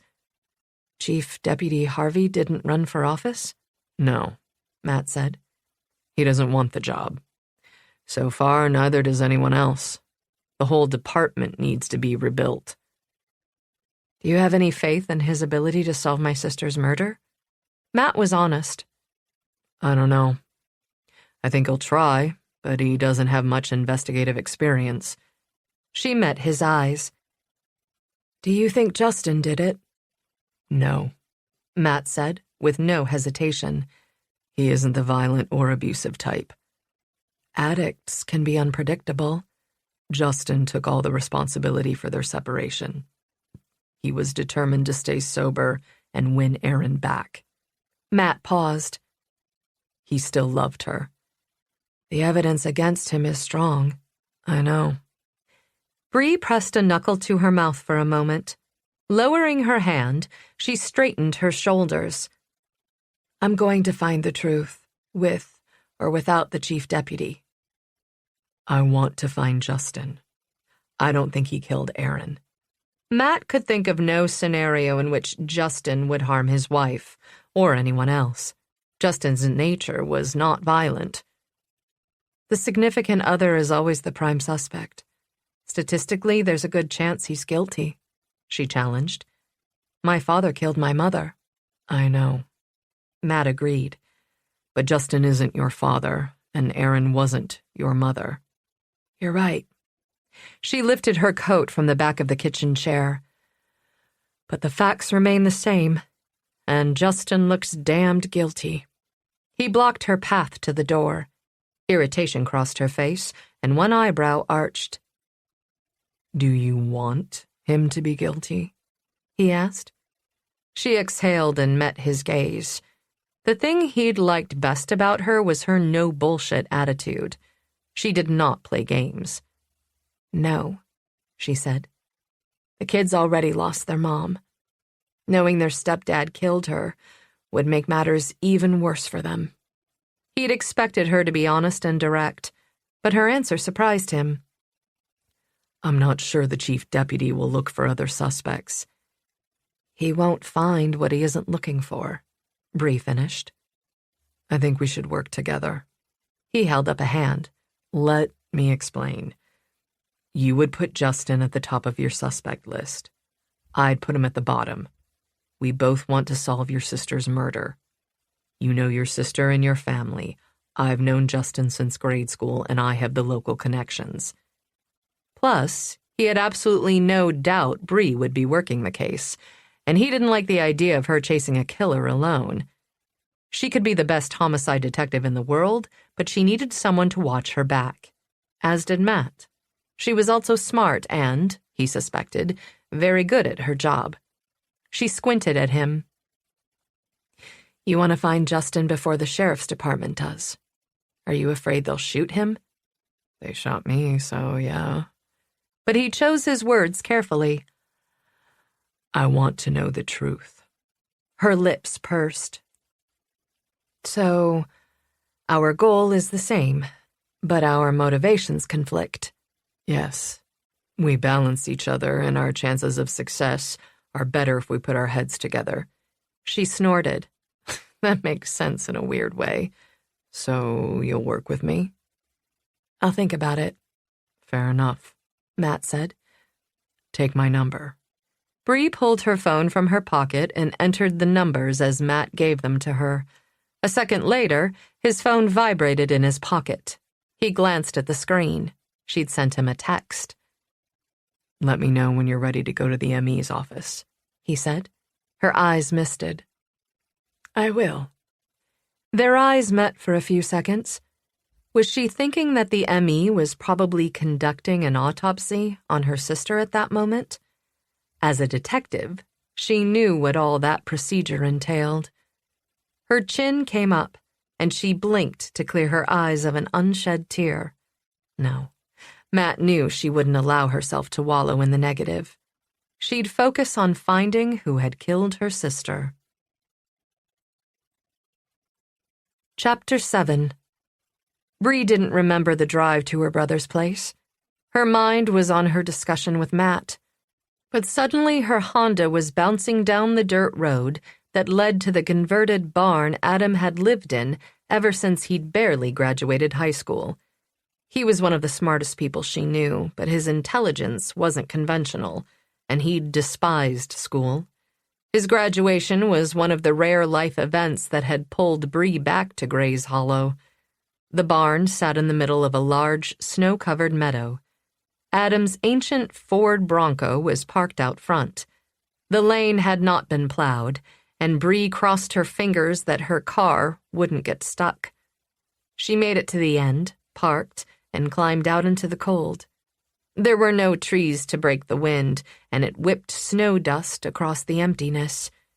For a couple of seconds, she turned her face into a freezing gust, wishing it would numb her emotions as well as her skin. What would she say to them? How were the kids handling their grief? How could she support them when she couldn't even handle her own emotions? The front door opened and a tall, gangly figure stood in the doorway. At first, Bree thought it was her brother, but he stepped outside and the light fell on his face. It was her 15-year-old nephew, Luke, who appeared to have grown several inches since she'd seen him in August. He suddenly looked more like a man than a boy. His body might be maturing, but his eyes were all lost child. Bree walked toward him without thinking. Her arms went around him. His body shook as she held him. "Who is it?" a small voice asked. Luke was taller than Bree now, and she had to move her head to see her niece. Kayla's eyes were red and swollen, her face pale and blotchy. Bree opened one arm to include her in the embrace. The three of them stood in the doorway, with Bree blocking the wind. When she pulled away, her face was wet. She wiped her cheeks and scanned the kids. Physically, they seemed fine. The damage was only visible in their eyes, but she recognized the look as a reflection of her own pain, a sorrow that would never heal. "Where's Uncle Adam?" Bree asked. Luke jerked a thumb over his shoulder. "His studio." Bree herded the kids inside. Snow had blown across the threshold. She kicked it outside with her foot and closed the door. The interior of Adam's place was one big room. A king-size bed stood in one corner, with a kitchen, sofa, and TV on the opposite side of the space. A partial wall separated his studio from his living quarters. Pizza boxes, clothes, and art supplies littered every surface. Bree rated the disaster as a Category 4, which meant Adam was in the final stages of a painting. In the next day or two, the debris would spread to the floor. When he was finished, he'd do nothing but eat and sleep for a week before shoveling out the chaos and beginning all over again. Dropping her coat on the back of the sofa, She walked to the studio and peered around the partition. Light poured from a picture window onto a huge canvas. Adam squinted at it. He was 28, but his face was lean and unlined. He could pass for a college student, until you looked into his eyes. Those were old soul. He wore ripped jeans and a paint-splattered sweatshirt from the University of Pennsylvania, Bree's alma mater. His hair was shoulder length and streaked with gray paint. His brush was loaded with gray as well, and he applied it in broad, possessed strokes to a canvas the size of a classroom chalkboard. Bree studied the painting. It was abstract, but she could see the transition. Bold blues and angry reds swirled violently in the background, but the top layer had gone gray. It was fury and sadness, layered in pain. Without asking, she knew the gray had taken over during the night, after he'd learned of Aaron's death. Not that the underlying layers were anything approaching happy. His paintings never were. To Bree, they'd always seemed as if terrible emotions were exploding on his canvases. Was this how Adam purged his demons? He'd been an infant when their parents had died. He couldn't possibly remember. Right? But holy hell. Darkness was a part of him so heavy, she sometimes wondered how he shouldered the weight. If she were naming this particular painting, she'd call it Every Shade of Sorrow. That sweatshirt is older than Luke, she said. Adam didn't respond for a few seconds. Then he turned his face toward her. His eyes echoed the emotions in the painting. For the Taggarts, tragedy was a family trait, carrying through the generations along with their brown hair and hazel eyes. Bree. He crossed the 10 feet between them and hugged her hard. Releasing her, he held her at arm's length and frowned. I got paint on your clothes. Bree looked down. Gray splotched her sweater, as if his mood were transferable. I don't care. She glanced over her shoulder. The kids had settled on the couch, where she assumed they had been before she'd arrived. Kayla was watching TV. Luke huddled over his phone. Bree turned back to Adam. Red Bull cans lined the windowsill. Have the kids eaten? Adam blinked and turned to the window for a few seconds, as if just realizing it was mid-morning. We had breakfast. He ran a hand over his scalp, then pushed his hair out of his eyes. If you're hungry, there's leftover pizza in the fridge. His gaze and his attention had already returned to his painting. Bree rubbed his arm. He looked thin, but then he always lost weight when he was working. You need to eat too. Okay, he said, absently. She doubted he'd remembered what she'd said. He was in eat and sleep only when unavoidable mode. Leaving the studio, she went to the kitchen. More Red Bull cans cluttered the counter next to 3 empty pizza boxes and a box of Cheerios. The milk was sour, but miracle of miracles, she found eggs and cheese that hadn't expired. She scrambled them and took a plate to Adam. He set it on the windowsill, promising to eat. Bree grabbed a trash bag and cleaned the counter, then set plates on the breakfast bar for the kids. What should she say to them? Kayla picked at her food in silence. Luke shoveled the entire plateful down in less than 2 minutes. He washed it down with water and set the glass down. When can we go home? Hopefully later today. Bree reached out and took one of Luke's hands and one of Kayla's. I don't know what to do, but I want you to know I'm here for you. Kayla began to cry. Bree rounded the breakfast bar and hugged her. I want my mom, Kayla sobbed. I know. Bree pressed her head to the child's. The girl lifted her tear-streaked face. Why did this happen? I don't know, but I'm going to find out, Bree said. Last night, the deputies said Justin did it. Luke's words were tight. They told you that? Bree asked, angry. Luke shook his head. No, but I heard them talking. No one knows what happened yet, Bree said. But Matt had been right about the deputies and their preconceived theories. But Mom was at his house, and he's gone. A muscle in Luke's face twitched, as if he was working hard to maintain control. What else did they say? Bree asked.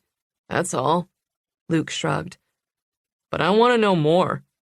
And Bree wanted a few choice words with the deputies who'd talked about the case within earshot of the victims' kids. Justin is missing, Bree clarified, as much as a reminder to herself as to inform the kids. Until he's found, we don't know what happened.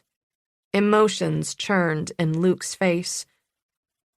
But you'll tell me the truth? I will, Bree promised. Luke was almost an adult. She would not treat him like a child. She considered Justin and the odds that he'd killed Aaron. Bree's own father had been a chameleon, friendly and amicable when outsiders were present, a bully with his family. Maybe Justin had the same ability to put up a pleasant facade. If so, the kids should have seen both sides of him. She doubted he could have hidden his true nature from the people who lived with him for 4 years. Did you like living with Justin? Bree asked. Kayla nodded. Luke shrugged. He's okay. I didn't want him to leave, Kayla sniffed. He was nice to me. I miss him. Bree remembered Justin as a seemingly even-tempered man. Aaron hadn't wanted to make him move out, but she hadn't felt as if she'd had a choice. Did you ever see him be mean to your mom? No, Luke said. Did they fight? Bree asked. Sometimes. Luke toyed with his fork. But it was usually Mom yelling at Justin, and him saying he was sorry. He felt bad about the drugs. He wanted to stop. He just couldn't. Addiction changes a person, Bree said. Luke didn't respond for a few seconds. Justin was kind of a pain, always wanting to do stuff with me, but he was never nasty to me or anything. Aaron had said Justin tried too hard, and Luke had resented the pressure. Luke blew his hair out of his eyes, and Bree saw conflict in them. The teen had given Justin a hard time, and now he regretted it. Neither one of you were ever scared of him when he lived with you? Bree asked. Both kids shook their heads. Kids had good instincts. As a child, she'd been terrified of her father. Maybe Matt was right about Justin, too. Maybe he was innocent. And Bree couldn't separate her own past from the present. She might be as prejudiced as the chief deputy. Bree's phone vibrated, and she glanced at the screen. Her heart dropped. The medical examiner's office. She pasted a bland expression on her face. Excuse me. I need to answer this. Swiping answer, Bree walked out the front door and closed it behind her. Thankfully, the morgue assistant didn't expect her to hold a conversation, but simply told her the autopsy was complete and she could view her sister's body. Bree hung up the phone. Nerves rattled inside her.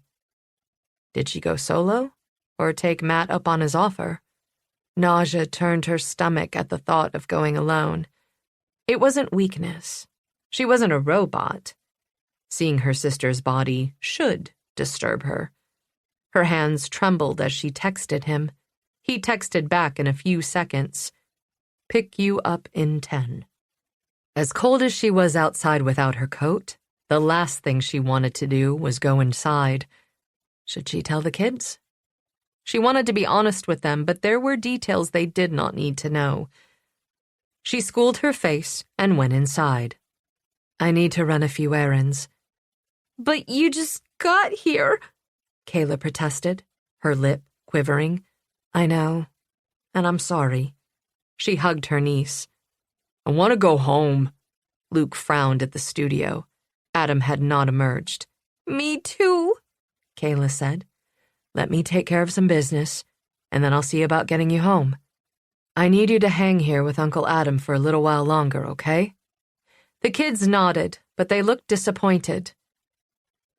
"Luke, do you remember Justin's friend, Matt Flynn?" Bree asked. "Yeah?" he said. "I need to talk to Uncle Adam for a few minutes. If Matt comes to the door, would you let him in?" "Sure." Luke nodded and bowed over his phone. A news report interrupted Kayla's TV show. Bree saw her sister's photo and Justin's on the screen. Under the images, a headline read, "Estranged husband wanted in wife's death." Kayla stared, her eyes wide open with horror. "The Taggart family has a long history of violence and tragedy," the journalist began. Rushing to grab the remote from the table, Bree pressed Guide. A grid of channels replaced the news report. She tossed the remote to Luke. "Can you put on a kids-only channel please?" "Sure," he said, but the pain in his eyes told her that the damage had been done. Bree went into her brother's studio to let him know she'd be leaving for a while. Adam stared at his painting. "Adam," Bree said. "Yeah," he answered, without looking at her. "Look at me." "What?" He blinked away from his work. Bree sighed. "I have to go out. Keep the TV on channels that won't play the news and try to distract the kids." "How do I do that?" "Interact with them."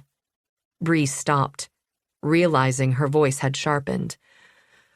"Look, I know how you get when you're painting, but they need you. Not just to be in the same house, but to be there." "Okay, I get it." His eyes drifted back to the canvas. "I'll be finished with this section in a few minutes." "No, you won't." Someone cleared his throat, and Bree turned to see Matt standing in the doorway. "I'll be back as fast as I can," she said to her brother's back. She turned to the kids and put on her coat. "Lock the door after I leave." She followed Matt outside and waited until she heard the deadbolt slide into place before she climbed into his SUV. She could barely juggle the kids and their grief for a few hours. How would she help them get through Aaron's funeral? And what would happen afterward? Bree put the future out of her mind. This afternoon was going to be hard enough. She was going to have to deal with one task at a time. Unable to converse, she stared out the passenger window as he drove. The medical examiner's office was in the municipal complex, not far from the sheriff's station. The ride was short, and she was nowhere near ready when they arrived. But she doubted it was possible to prepare to view her sister's body. After climbing out of the SUV, she stood on the sidewalk for a few minutes, letting the chill sink into her bones. Matt stepped out of his vehicle and stood next to her. "There's no rush. Take all the time you need." Bree doubted an additional 10 minutes would make any difference. "Let's go." They went inside. Matt walked up to the reception counter and spoke to the woman behind it. Before Bree could blink, they were ushered into an office. It felt like time was speeding up, moving too quickly, out of her control. An African-American woman in clean black scrubs moved out from behind the desk. "I'm Dr. Serena Jones. I took care of your sister." Matt did the introductions, but Bree's hearing sounded muffled. Dr. Jones turned to face her. "You can see your sister on a monitor." "No," Bree cut her off. "I didn't think you'd take that option, so I had your sister moved to a private room," Dr. Jones said, as if Aaron were her patient instead of a corpse. "This way."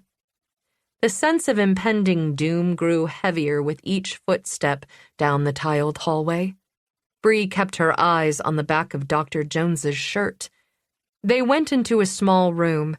In the center of the space, a sheet-covered body occupied a gurney. Dr. Jones walked around to the opposite side of the gurney and faced Bree over her sister's body. Matt stayed at Bree's side. The doctor waited until Bree lifted her eyes to hers and nodded. Then Dr. Jones folded back the sheet to reveal only Aaron's face. She carefully smoothed the sheet above Aaron's collarbones, covering the wound that had killed her and the autopsy incision. Either Dr. Jones or her assistant had taken care to arrange Aaron's hair to cover the scalp incision. Bree tried to block all the autopsies she'd witnessed. It served no purpose to imagine the insult that had been inflicted on her sister's body. Aaron wasn't in there anymore. What lay on the table was just a shell. Organs had been removed and examined, then stuffed back into the body in a plastic bag. But as Bree stared down at her sister's face, it didn't feel as if that mattered. Erin's eyes were closed. Her face waxen and gray. Her cheekbones were sunken and stood out in sharp relief, as if her body had deflated when her soul left it. Until that moment, her death had felt abstract. Now, reality and grief struck Bree like a full-body blow. Once, when Bree had been a patrol officer, she'd been shot in the ribs. Her body armor had absorbed the bullet, but the impact had knocked the air from her lungs. Her legs had folded like an accordion ruler. The sight of her sister's face felt like a similar punch. Matt's hand under her elbow saved her from hitting the floor. She closed her eyes for a few seconds and breathed through her mouth. She appreciated that neither Matt nor the ME said a word until she'd regained her balance. "I know that you're a homicide detective," Dr. Jones said in a soft, low voice. "I'll answer questions about your sister's death. But I want to let yourself be a human being first." As if Bree could have formed a coherent question. She'd delivered death notifications. She'd escorted family members to the morgue. She'd held their hands during this exact instant. But the shock and power and overwhelming nature of the moment had been lost on her. Until now.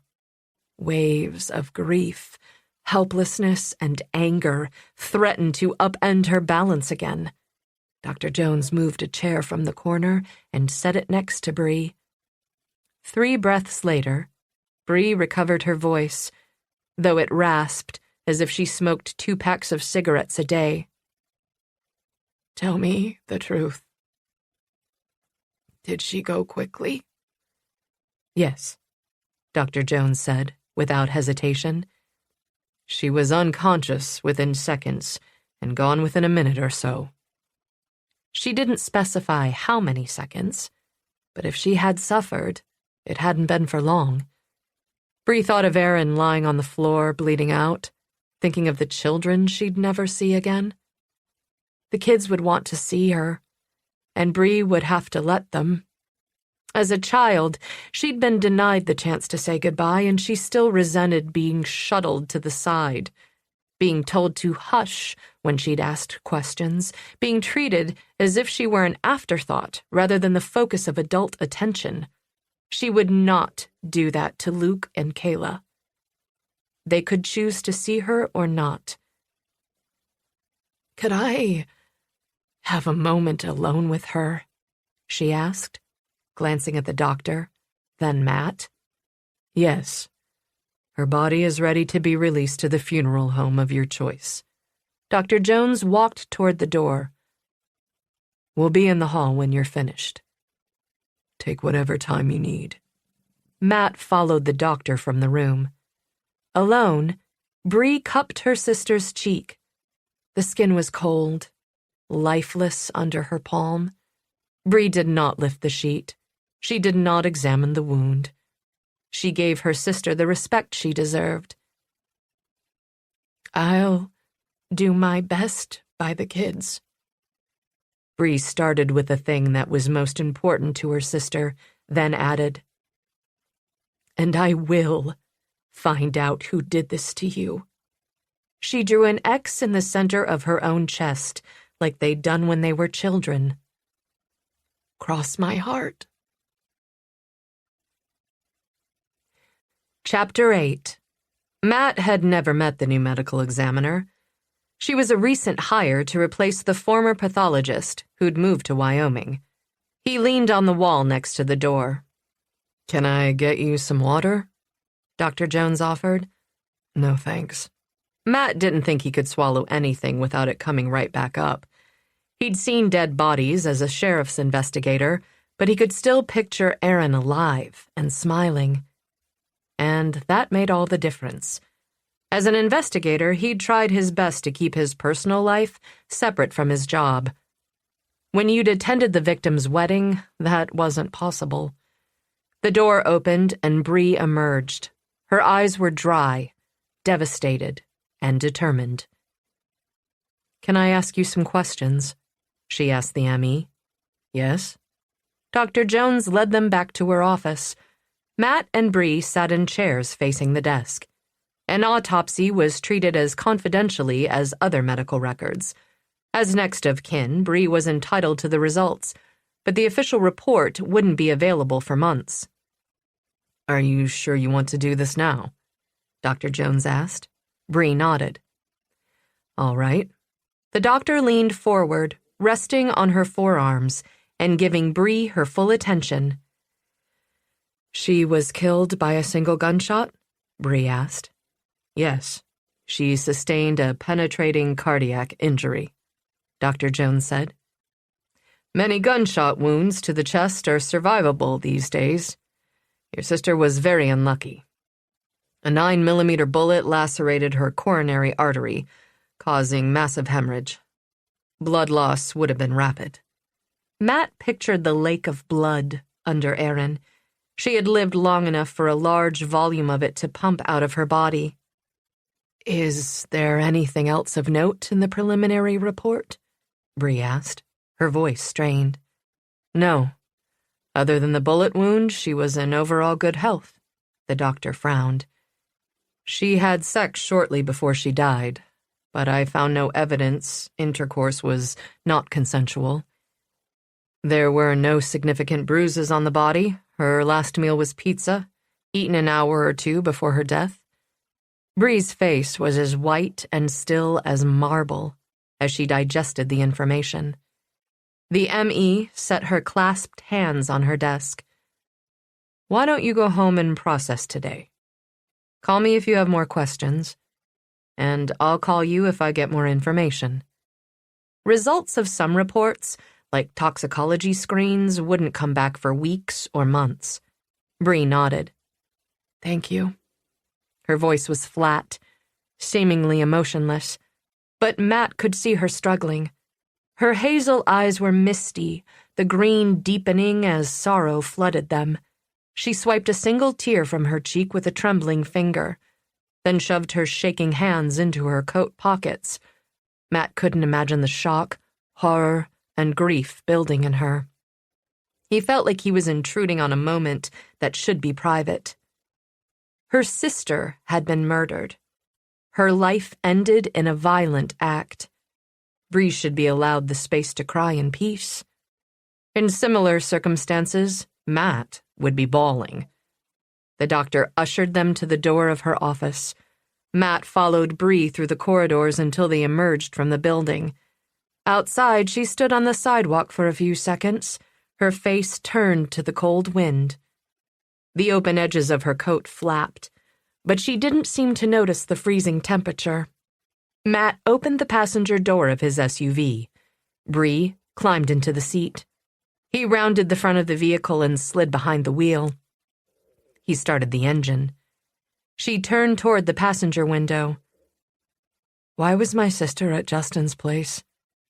"I think your sister was there regularly." Matt adjusted the heat vents to give Bree maximum airflow and turned on the passenger seat heater as he pulled out of the lot. "I noticed a few things in Justin's bathroom while I was waiting for the deputies." "Like?" "There was an extra toothbrush, a woman's hairbrush, makeup, feminine hygiene products." Matt turned onto the main road. Bree's brows knit together. "Those could belong to any woman." "This is true." "You don't know which brands she used?" Bree shook her head. Are you going to take the kids back to their house? He asked, stopping at a traffic light. Yes, that's where they want to go. Then we can compare the brands in her bathroom to the ones in Justin's. Sounds like a good plan. But Bree sounded distracted and exhausted. Maybe she'd had enough for the day. She'd exhibited unbelievable strength that day, but how much could one person handle? Matt drove to her brother's converted barn and parked. She reached for the door handle. Thank you for your help today. Anytime. Matt covered her hand and gave it a single quick squeeze before releasing it. I mean it. I can't imagine what you're going through. Nor did he want to. He'd rather run into a hail of bullets than experience the kind of soul-deep loss Bree was handling. Nodding, she opened her mouth to respond, but seemed unable to get the words out. She swallowed, the motion taking time, as if she were eating a dry sandwich with no drink. Her phone buzzed. She read the screen, then cleared her throat. It's the sheriff's office. She answered the call. Bree Taggart. Yes. Thank you. She lowered the phone, exhaling hard. The sheriff's department has released Aaron's house. I can take the kids home now. I'll be busy with them tonight. Can we touch base tomorrow? Does that mean she wants to work together? Sure. Matt didn't press. Call me if you need anything. With a quick nod, she slipped out of his vehicle and walked to the door. Matt watched her disappear inside. He ran a few errands, then drove home on autopilot, unable to get Bree's troubled eyes and quiet courage out of his head. His sister's minivan was parked in front of his house.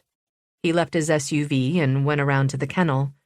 His younger sister, Katie, was walking an overweight black and white pointer mix around the backyard. At the sight of Matt, the dog lunged and nearly dragged Katie off her feet, which was quite a feat. Katie had rode crew in college. She was strong and nearly 6 feet tall in her winter boots. Matt ignored the pulling dog. She needs leash manners, but otherwise she's a real sweetheart. Katie stepped on the leash, tethering the big dog to the ground so she couldn't jump on Matt. Sit, Ladybug. The dog planted her butt on the ground, but her entire body was still wagging. Matt rewarded her with some ear rubs, and he could have sworn she smiled. I thought that name was ridiculous for a 60-pound dog, but she's so goofy it suits her. She should be a 50-pound dog. Katie tugged her hat over long hair that was more strawberry than blonde. I really want to place her soon. How'd she do at the park yesterday? Great.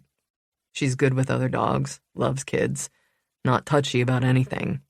No reaction to running, screaming, or sledding, except for a wagging tail stump.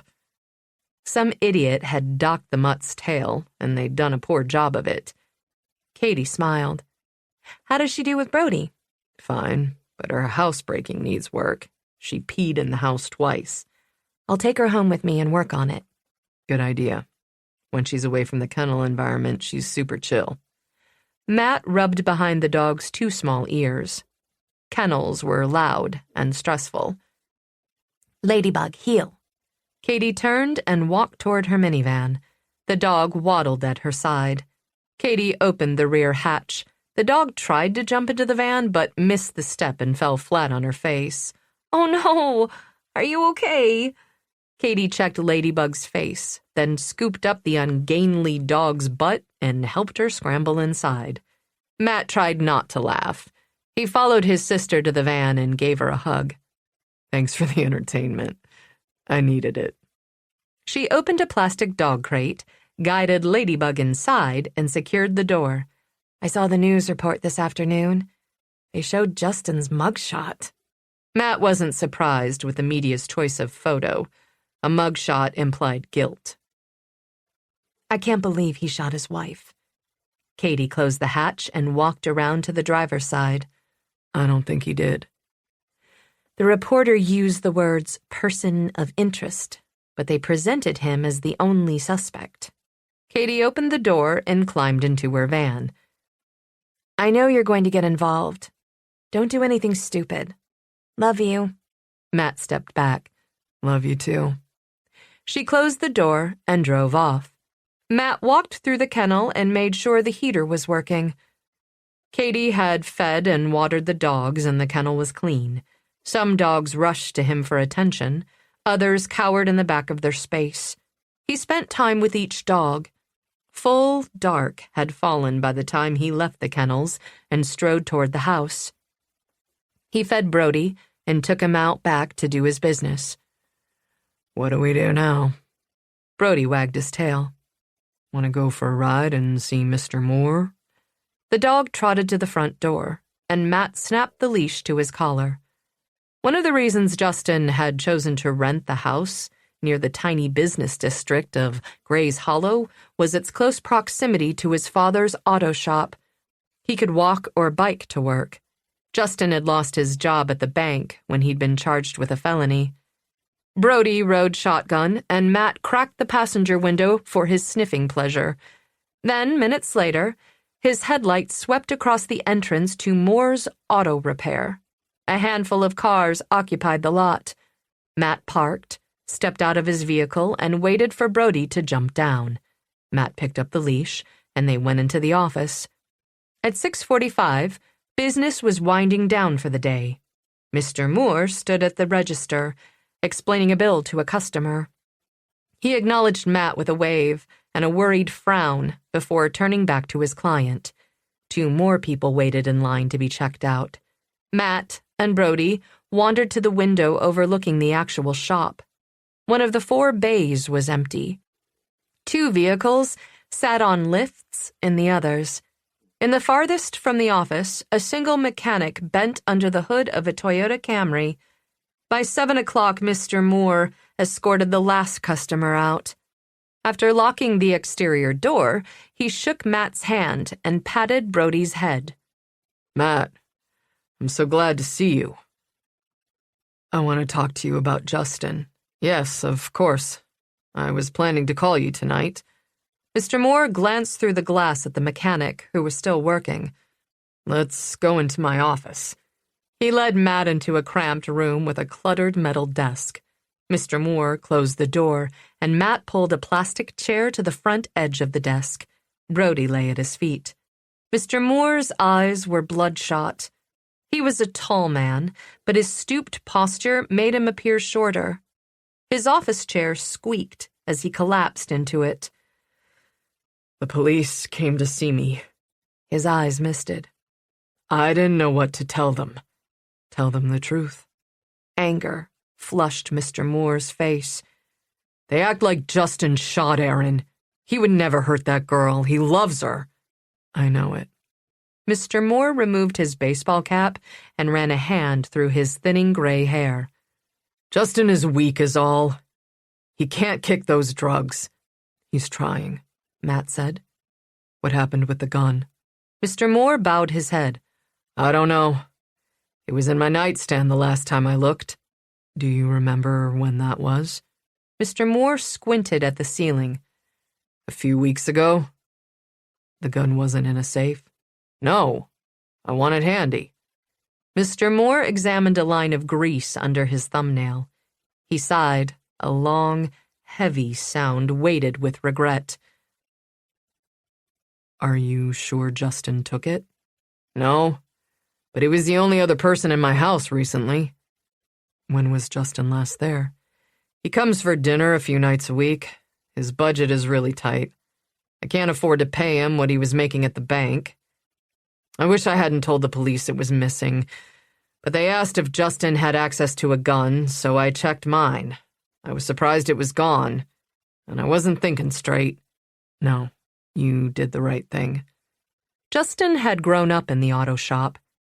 He'd said he was grateful for the job, but Matt had seen him scrub his fingertips raw to get the grease stains out from under his fingernails. Why do you think Justin took the gun? Matt asked. That's why I wanted to talk to you. I didn't tell this to the cops, but Justin was afraid. Of what?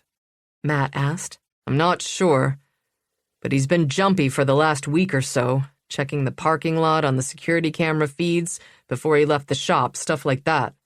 Mr. Moore propped his hand on his hip. I didn't tell the deputies because I was afraid Justin was buying drugs again. Should I tell them, even if it makes him look more guilty? Don't lie to the authorities. But you don't have to volunteer information, Matt said. I'm going to look for Justin. Mr. Moore exhaled. I was hoping you'd say that. Do you know where Justin bought his drugs? Matt asked. Mr. Moore shook his head. Here's another thing I didn't tell the deputy.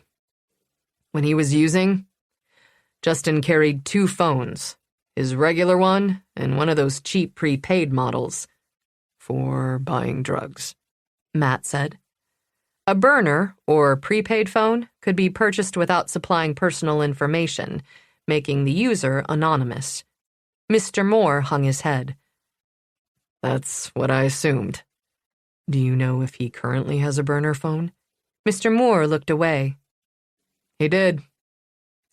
He has a red case on his regular phone, and the other day I was putting out some trash and saw him using a black one in the parking lot. It looked smaller, too, and it was bone cold outside. He could have made calls from the break room or borrowed my office. Did you hear any of the conversation? Only a couple of words. He said, "Hold on, Nico," and waited for me to go back inside before he continued his conversation. Mr. Moore paused, the lines in his craggy face deepening. The only time he was ever secretive was when he was using. You didn't say this to the deputy who came to interview you? No, he didn't ask. Mr. Moore set his cap back on his head. I don't know what to do, Matt. Do I trust the sheriff's office or not? On the news, it sure seems like they've pegged Aaron's death on him, because that's what the evidence suggests. You're in a tough spot, Matt said. Can you think of anywhere Justin would go if he needed to lay low for a few days? I've been thinking about this all day, but I just don't know. He likes to camp to clear his head, but not in this kind of weather. Matt made a mental note to check Justin's garage for his camping gear. He stood. I'll do what I can. Mr. Moore wrung Matt's hand. Thank you. I know you'll do what's right. Do you have a key to Justin's house? Matt wanted to search the premises after the sheriff's department released the crime scene. I do. Mr. Moore took a key off his own key ring and offered it to Matt. Here. Matt slid the key into his pocket. Then he and Brody left the auto shop and returned to the SUV. Matt made the short drive to Justin's house. The door was still sealed with crime scene tape, so he couldn't go inside. He parked at the curb. I'll be right back, he said to Brody. He walked up the driveway and shone his flashlight through the small windows at the top of the garage door. Matt had helped Justin move in. He remembered setting boxes labeled camping gear in the garage near the wall next to Justin's mountain bike. The boxes were gone. Matt returned to his vehicle. He scratched Brody's chest. Where would he camp in this weather? Brody had no answers, and neither did Matt. Driving and hiking to Justin's favorite spots would have to wait for daylight. Matt pulled out his phone and scrolled through his contacts. He paused on a name and number he hadn't called in years. Kevin Locke. Would he even respond?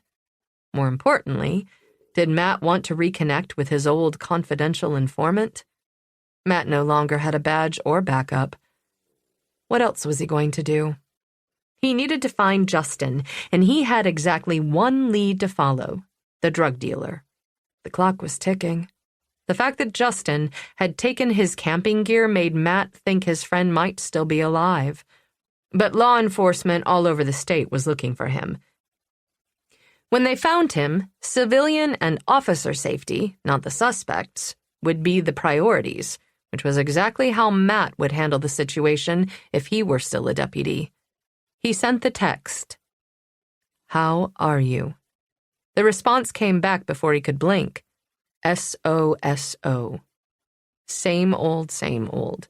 Code for, meet me at the usual place. Matt drove to an industrial park on the outskirts of Gray's Hollow.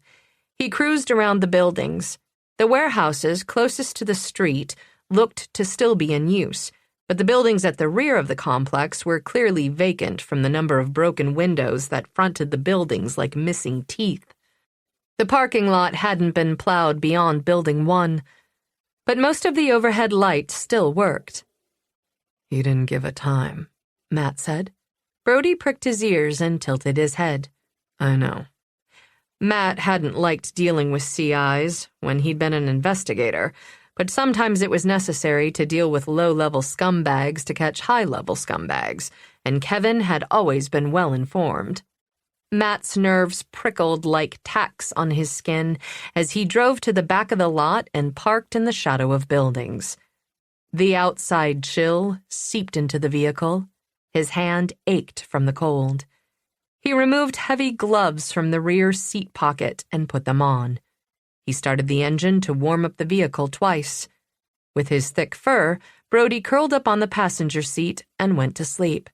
Matt grabbed an extra fleece from the back seat and layered it under his coat. Then he settled in to wait. Chapter 9. Bree opened the front door, wiped her boots on the doormat, and stepped into the living room.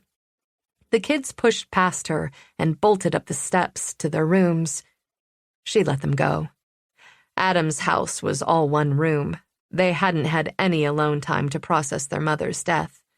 She dropped her overnight bag on the floor next to the steps and walked through the kitchen. Unlike Bree and Adam, with their grim moodiness, Erin had been an optimist, and her house reflected her attitude. The decor was cheerful, from the bright yellow walls to the checkerboard floor tiles to the whimsical accents. A napkin holder in the shape of a black and white cow sat on the table. A cow clock hung on the wall. Unshed tears pressured the backs of Bree's eyes. She breathed until the sensation passed. The kids weren't the only ones who hadn't had the time or space to grieve Erin's death. Bree turned to the wide window that overlooked the barn. A light from over the door shone on an icy barnyard. She wandered around the lower level. Stopping in front of a bookshelf full of framed snapshots, Bree touched the frame of a picture of Erin, Bree, and the kids standing in front of the Liberty Bell. Bree remembered Erin begging another tourist to take the picture, and Bree telling her that's how she'd get her phone stolen. Erin had left her wedding photo on the top shelf, a candid shot of her and Justin clinking champagne glasses. Women who hated or feared their exes didn't keep their wedding pictures around. Bree turned from the photos and returned to the kitchen. They'd missed dinner. She found a box of macaroni and cheese in the pantry and filled a pot with water to boil. Luke walked through the kitchen and tugged on a pair of boots by the door. I'm going out to feed the horses. All right. Can you write down what they eat in case I need to do it? Already written on the feed bin. Great. I'll make something for us to eat. He glanced back. I'm not hungry. Maybe later. Okay.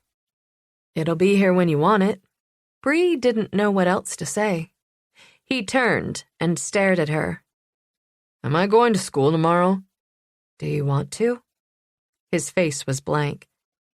Is Kayla going? I don't know. Bree rubbed her temple. Why don't we see how you both feel in the morning? If you want to take some time off, that's fine. But if you'd rather stick to your normal routine, that's okay too. I don't think there's any one right answer here. He looked relieved. Okay. I might go. Be better than sitting around here and doing nothing. Inactivity left too much time for thinking. That she understood all too well. You let me know, Bree said. Okay. He grabbed a jacket from the coat tree and went out back. Bree made a mental note to contact both kids' school counselors in the morning. She needed professional advice. Of all the things she'd done in her life, this was the one she couldn't screw up. How these kids managed their mother's death would stick with them for the rest of their lives. What happens after the funeral? Decisions would have to be made. Had Aaron left a will? Bree rubbed an ache in her forehead.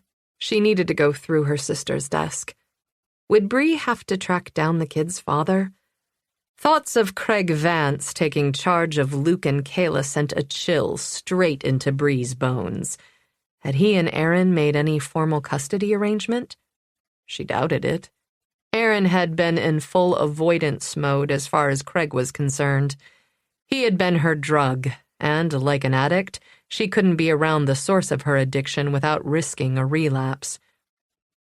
Bree's headache intensified.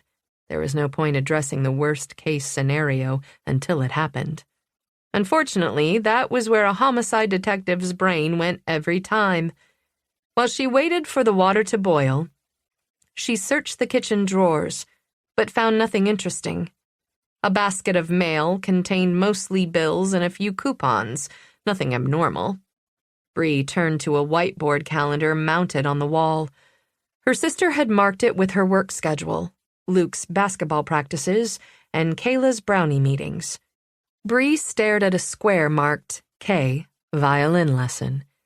Bree had started playing the violin at the same age, right after her parents had died.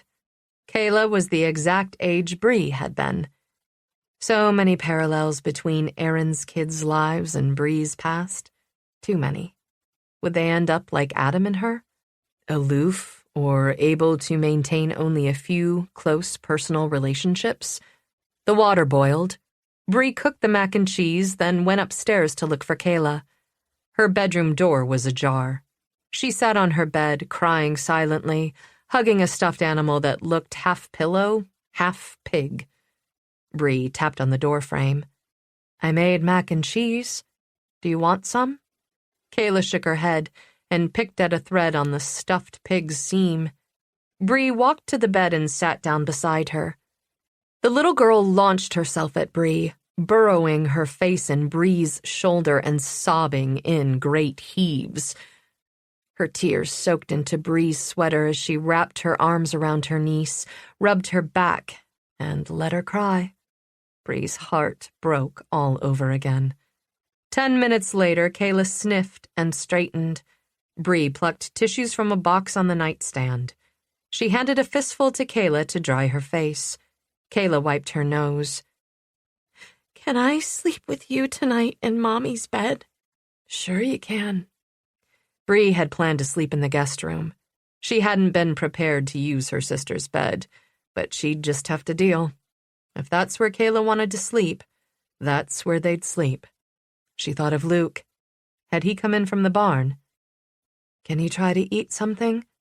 Kayla nodded and scrambled off the bed. Downstairs, Bree filled 2 bowls with mac and cheese, now cold. "Can you nuke these for 30 seconds each?" "I'll be right back." Kayla put a bowl in the microwave and pushed the buttons. Bree stepped into her sister's rubber boots by the back door. She grabbed a jacket before trudging across the backyard to the barn. The sliding door was partially open. Bree slipped inside without making any sound and walked down the aisle. The last stall door was ajar.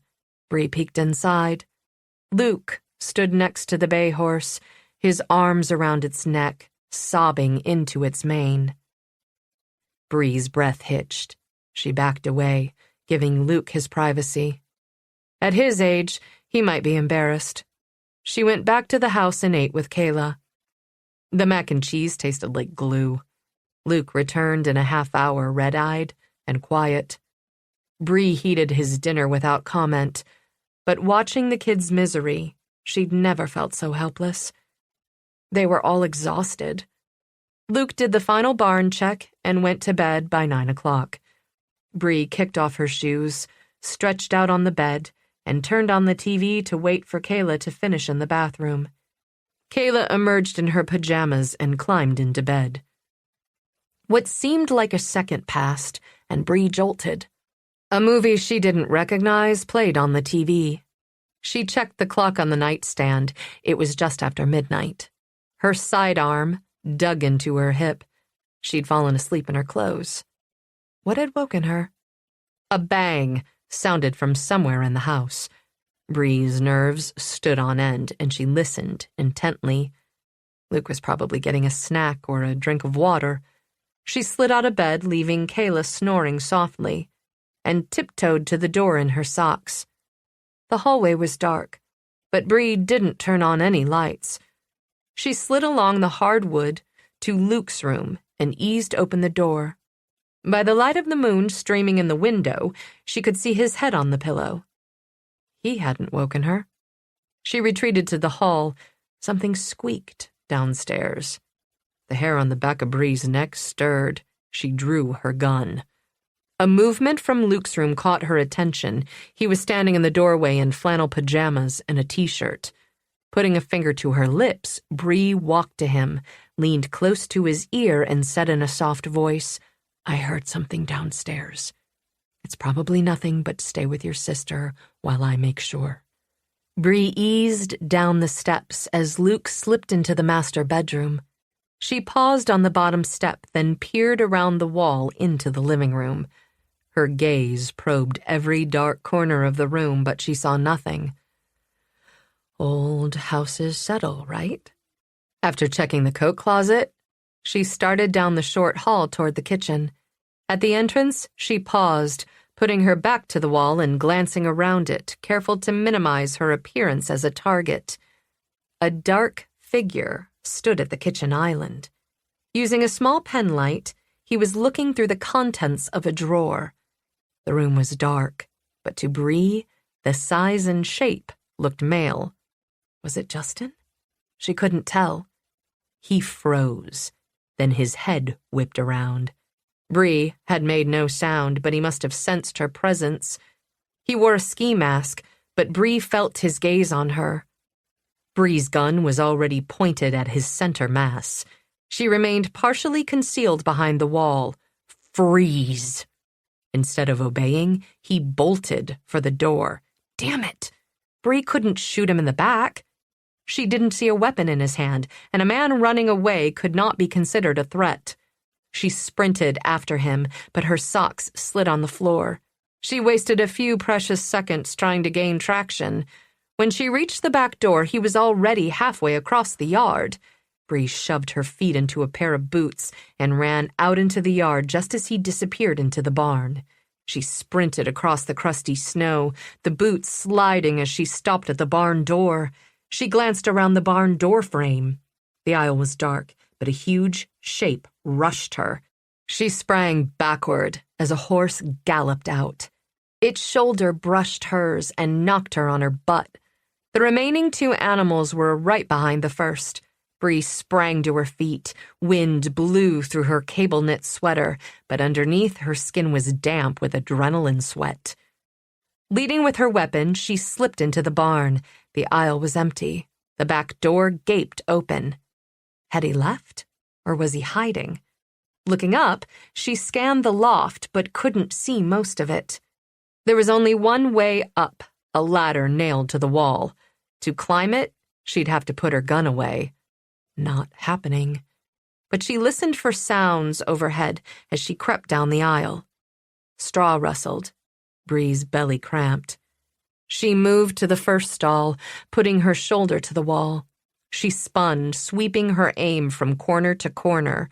From a narrow window set high in the wall, moonlight streamed across the bedding. Clear. Bree eyed the third stall door on the opposite side of the aisle. Sweat dripped down her back, chilled her skin, and lifted the hairs on the back of her neck. She eased across the wide dirt corridor, her eyes adjusting to the dimness. Squeak. A small, light-colored shape darted out from under the stall door, right across the toe of her boot. Bree jumped backward, purely on reflex, her heart protesting with a skipped beat as she identified a rat bigger than her tomcat. The rat scurried down the aisle. Its long, skinny tail disappeared into the feed room. Bree shuddered, then turned back to her search. What spooked the rat? She crept toward the third stall door. The moon had risen on the other side of the barn. The stall on this side was darker. Pressing her shoulder to the wall, she prepared to sweep around the door frame. Something scraped above. Bree looked up. Bits of hay and dust rained down on her, followed by a whole bale. She turned and blocked her face and head with her arms as it crashed down on her upper back. The impact knocked her to the ground. She landed on her hands and knees, the wind whooshing out of her. Out of the corner of her eye, she saw a man jump down into the aisle and run toward the rear door. Shaking hay out of her face, she scrambled to her feet and raced after him. Lungs aching, she rushed out of the barn. Where is he? She spotted his dark form on the snowy landscape as he used a tree stump and a fence post to scramble over the barbed wire fence. Bree set after him. Fueled by the knowledge that this could be the man who'd killed her sister, Bree stretched her strides and began to gain on him. As she neared the pasture fence, he was only 30 feet in front of her. She leaped onto the tree stump. Her rubber boots slipped on a patch of ice. Her momentum carried her forward, and she landed on the barbed wire. A sharp sting lanced her ankle. The old post broke, and wire snapped, coiling at the sudden lack of tension. Bree got a knee under her body and pushed forward, but the loose wire had tangled around her legs. Kicking and pulling only tightened its hold. Barbs gripped her jeans and dug into her skin, but Bree barely registered the pain. Caught, she watched the man who might have killed her sister escape into the trees. She rolled to her back and stared at the sky for a long minute. She could no longer hold back her grief, frustration, and fear. Sobs racked her body, and tears overflowed her eyes. She'd lost her parents and the cousin who'd raised her, but Aaron's death was different. Bree was supposed to protect her little sister. Emotions gripped her heart as tightly and as painfully as the barbed wire wrapped around her ankles. Gray's Hollow had caught her in its grip, and it would never let her go. She heaved in a deep, painful breath that felt as if the air were scraping in and out of her lungs, leaving her raw and vulnerable and hollow. A slideshow of her sister's face, from babyhood to last August, raced through Bree's mind, each image leaving a mark like the tracks of fingernails in flesh. The cold seeped through her sweater, and she began to shiver. The breakdown lasted only a minute or two. Her sobs slowed, and she caught her breath. She sat up and wiped her face on her snow-covered sleeve. Ice pellets tumbled down the front of her sweater. Enough crying. She had work to do. She'd catch the bastard who had killed her sister, but she couldn't do it alone. She needed help. She pulled out her phone, called 911, and gave the dispatcher the address. Ignoring the man's request that she stay on the line, Bree ended the call. She carefully untangled the wire from around her ankles. Unwinding the wire proved much harder than getting caught in it. Bree nicked her fingers, working the barbs free of her jeans. When the last point was extracted, she climbed to her feet. Cold and wet, she made her way back to the yard. Thankfully, the horses hadn't gone far. They were nosing through the snow behind the house. Bree put them away and trudged up to the house. Luke stood at the kitchen door. He held a shotgun in his hands, the muzzle tipped toward the floor. Kayla's white face peered out from behind him. "Here's how we got in." Luke pointed toward a circular hole cut in the glass pane above the deadbolt latch. Bree climbed the porch steps. She opened the flashlight app on her phone and shone it on the glass. Kayla's eyes widened. "Don't worry." Bree squeezed her shoulder. "It's not going to happen again. I'll make sure of it." Kayla nodded, but she looked only slightly less scared. "I'd better take that." Bree motioned toward the shotgun. "The sheriff's department is on the way." "It's Mom's." Luke handed her the gun. But Erin hated guns. Bree took the 20 gauge. When did she buy it? Couple of months ago. We took a safety class together and a shooting one, too. That's good. She unloaded the weapon and slid the shells into her pocket. Where does she keep it? There's a safe under the bed, Luke said. She gave me the combination. I thought I should get it out in case whoever broke in came back. You did great, Luke. Bree patted his shoulder. Are you okay, Kayla? Nodding, Kayla clung to her brother. Bree returned the shotgun to the safe, then hugged both the kids as they waited in the living room. Red and blue lights swirled in the driveway as a sheriff's department vehicle parked. Bree opened the front door. I'm a police officer, and I'm armed, she greeted the deputy, showed him her badge, and summarized the incident. She pointed to the trees behind the property. He ran into the woods. There's a road back there. We'll check it out. The deputy used his shoulder mic to call for another unit. When he was done, he asked, Do you know how he got in? Through the back door. Bree led him into the kitchen. I'll check the rest of the house and dust for prints, the deputy said. Still holding on to her brother, Kayla shivered. While the deputy went to work, Bree washed her hands and put Band-Aids over the cuts on her fingers. Then she made hot cocoa for all three of them. No one was going back to sleep just yet. She settled the kids in the living room with cocoa and some cookies she rooted out of the pantry. Luke turned on the TV and let Kayla choose a Disney movie. Bree went into the office and closed the French doors. The kids could see her through the glass. She didn't know how to comfort them, but sensed they needed her presence more than words.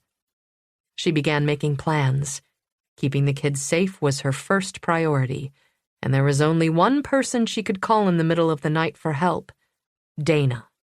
Then, Matt's face popped into her head. Maybe there were two. As she pulled out her phone, she thought about her sister's shotgun. After what had happened to their parents, Erin had been determined that there would never be a firearm in her house. There was only one reason she would have bought a shotgun. She'd been afraid. But of whom? Chapter 10. Matt sat in the driver's seat of his SUV, impatiently watching for his CI's vehicle. Brody whined, his head turned toward the road. Matt touched the dog's back. Good boy. A minute later, he heard the rumble of an approaching engine. He straightened as headlights swept across the snow. His body had stiffened in the cold. Under the glove, his hand felt like a frozen claw. A pickup truck turned into the parking lot. It drove in a slow, careful circle to the right side of the lot and stopped.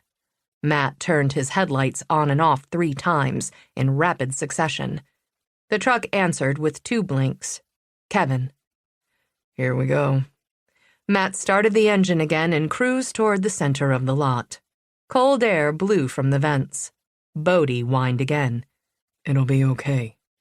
The dog cocked his head as if he questioned Matt's opinion.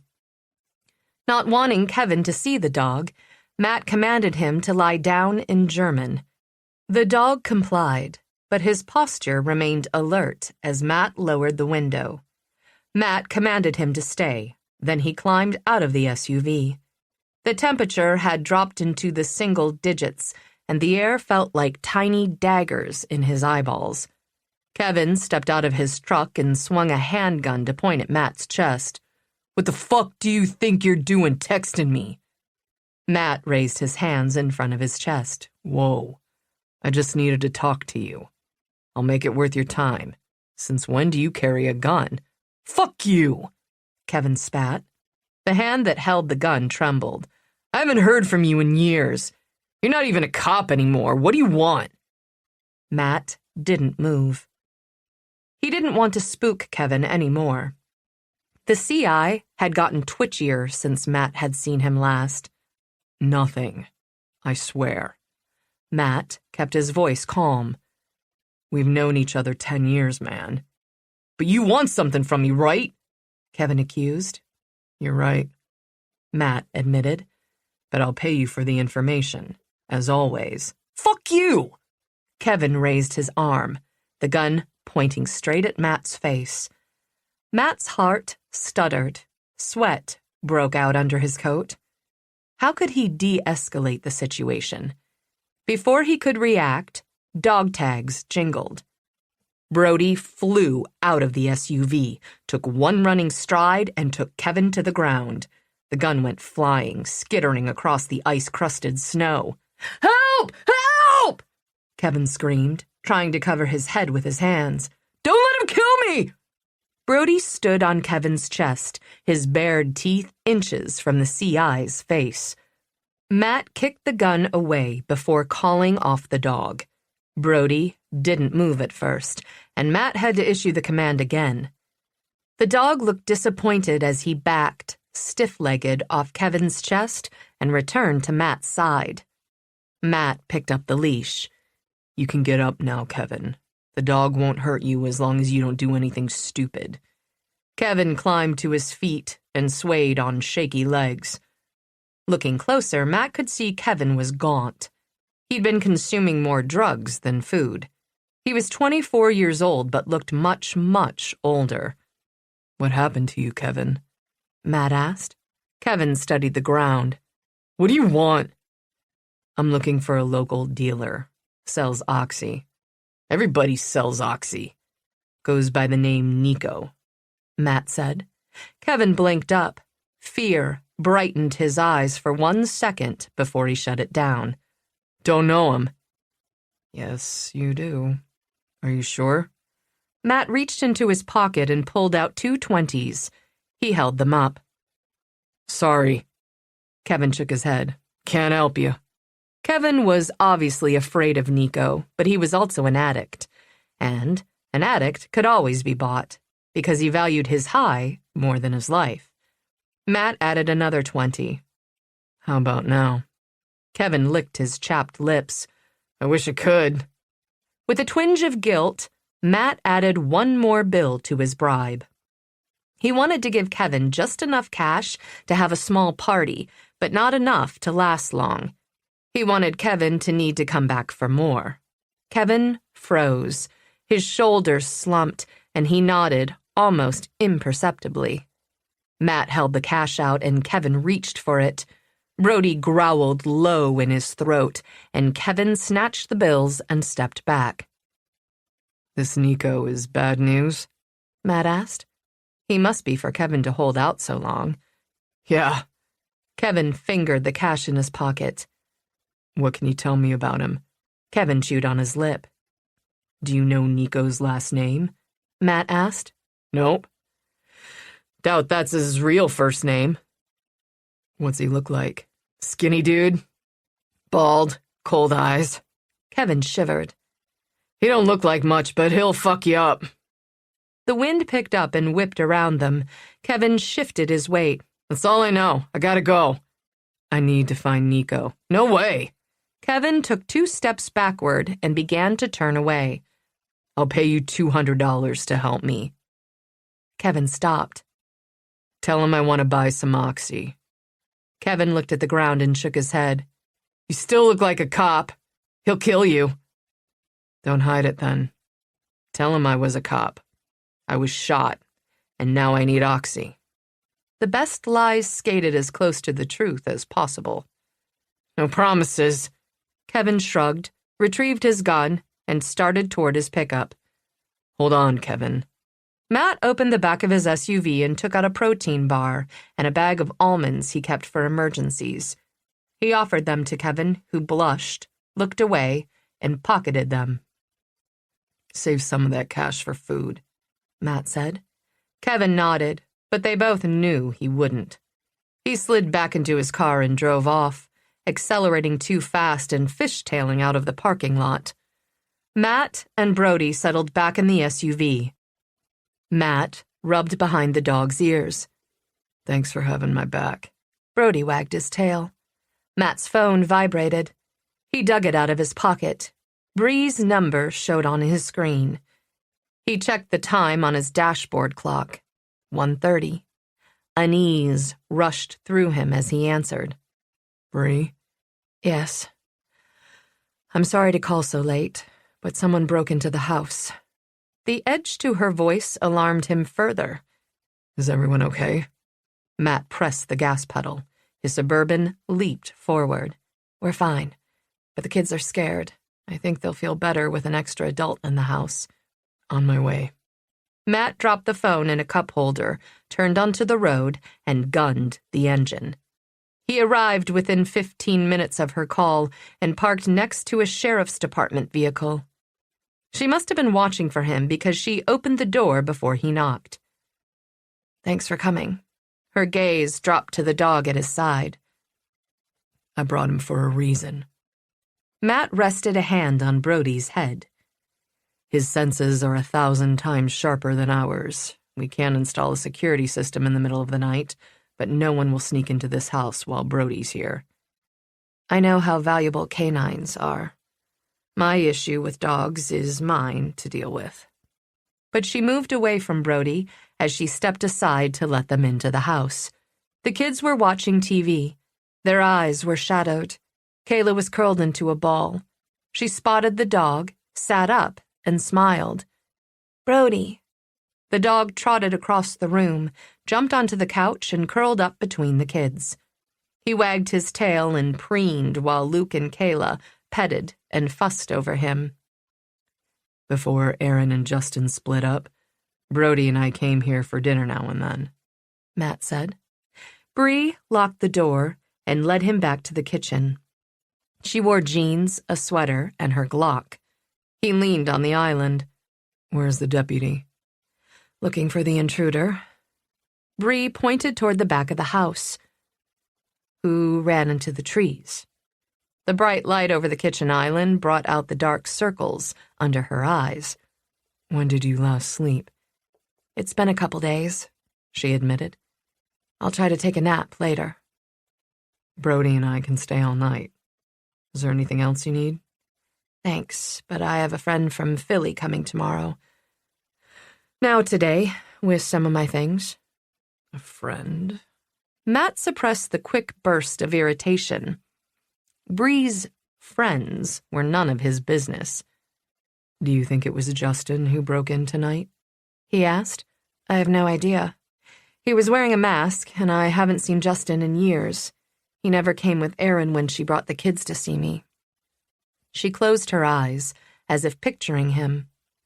The intruder was the right height, maybe 5'10" or 11. He was wearing a bulky winter coat, but he seemed on the lean side, not a particularly fast runner. If I hadn't slipped and landed in the barbed wire, I would have caught him. That's not enough of a description to know if it was him or not.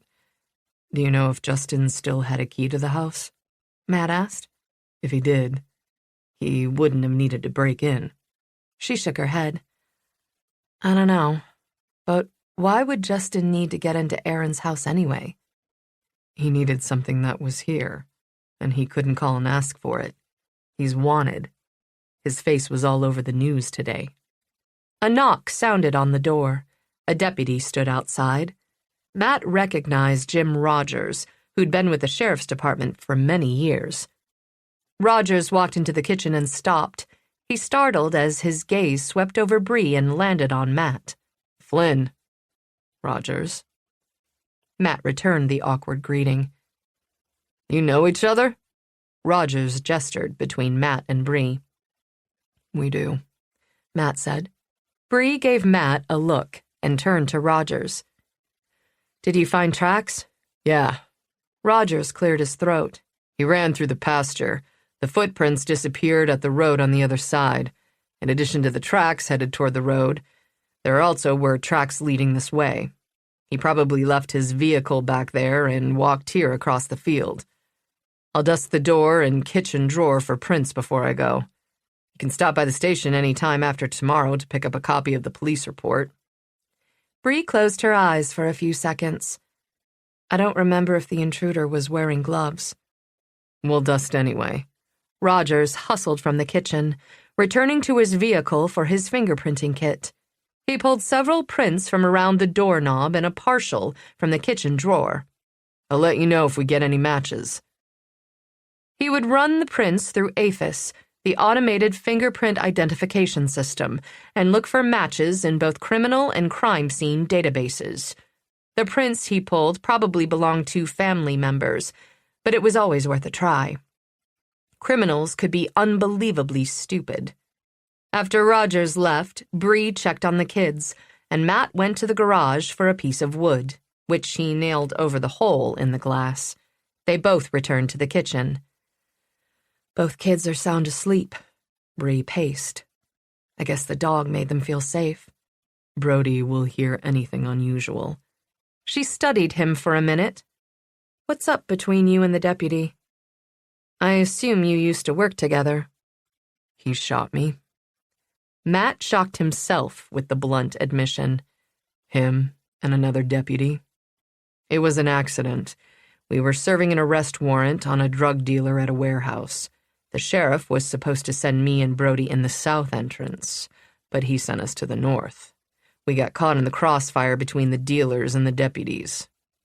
I don't blame Jim. It wasn't his fault, and he felt terrible afterward, but it does make things awkward between us." "I'll bet," Bree said. "You don't sound very convincing when you say it was an accident." "Remember the corrupt former sheriff I told you about? The one who committed suicide?" That's him." Matt considered how much to tell her.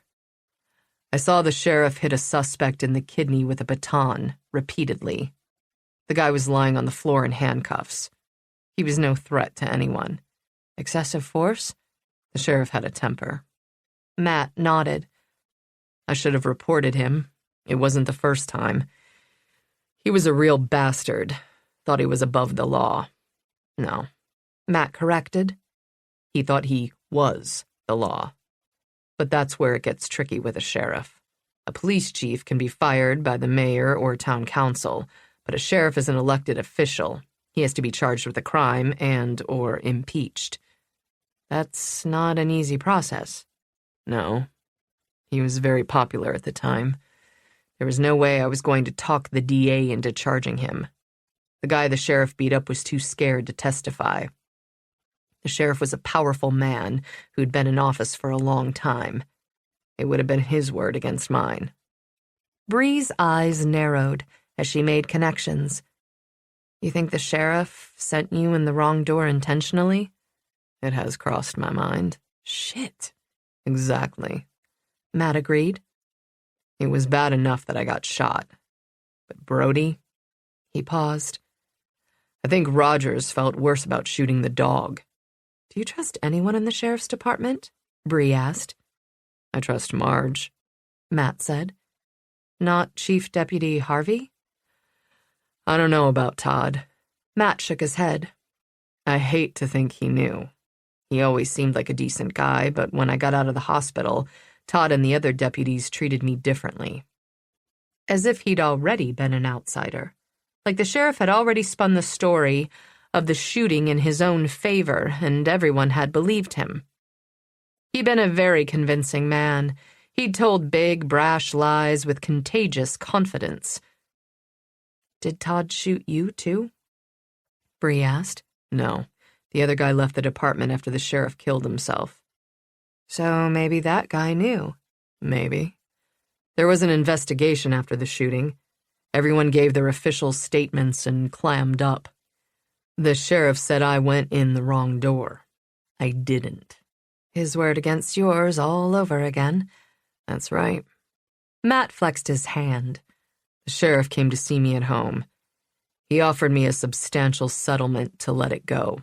Technically, the deal had come from the county, but the sheriff had had influence. And you took it. Only after he agreed to retire Brody and give him to me. His injury wasn't too serious, but there was no way I was letting him put his life on the line for that asshole again. Now I understand why it's awkward between you and the sheriff's department." Matt's gaze dropped to a red smear on the floor. "Are you bleeding?" "Maybe." "Maybe?" "I got caught in barbed wire." She waggled her fingers at him. Band-aids covered 2 knuckles. She stooped to roll up the hem of her jeans. "Sit here." Matt patted the granite island. Bree hoisted herself up and swung her foot over the sink. Matt rolled up her pant leg. Your jeans are wet. With a sigh, Bree told him the whole story of her discovering and then chasing the intruder. Not surprisingly, it was more complicated than her simply running off a burglar. Matt's blood went cold.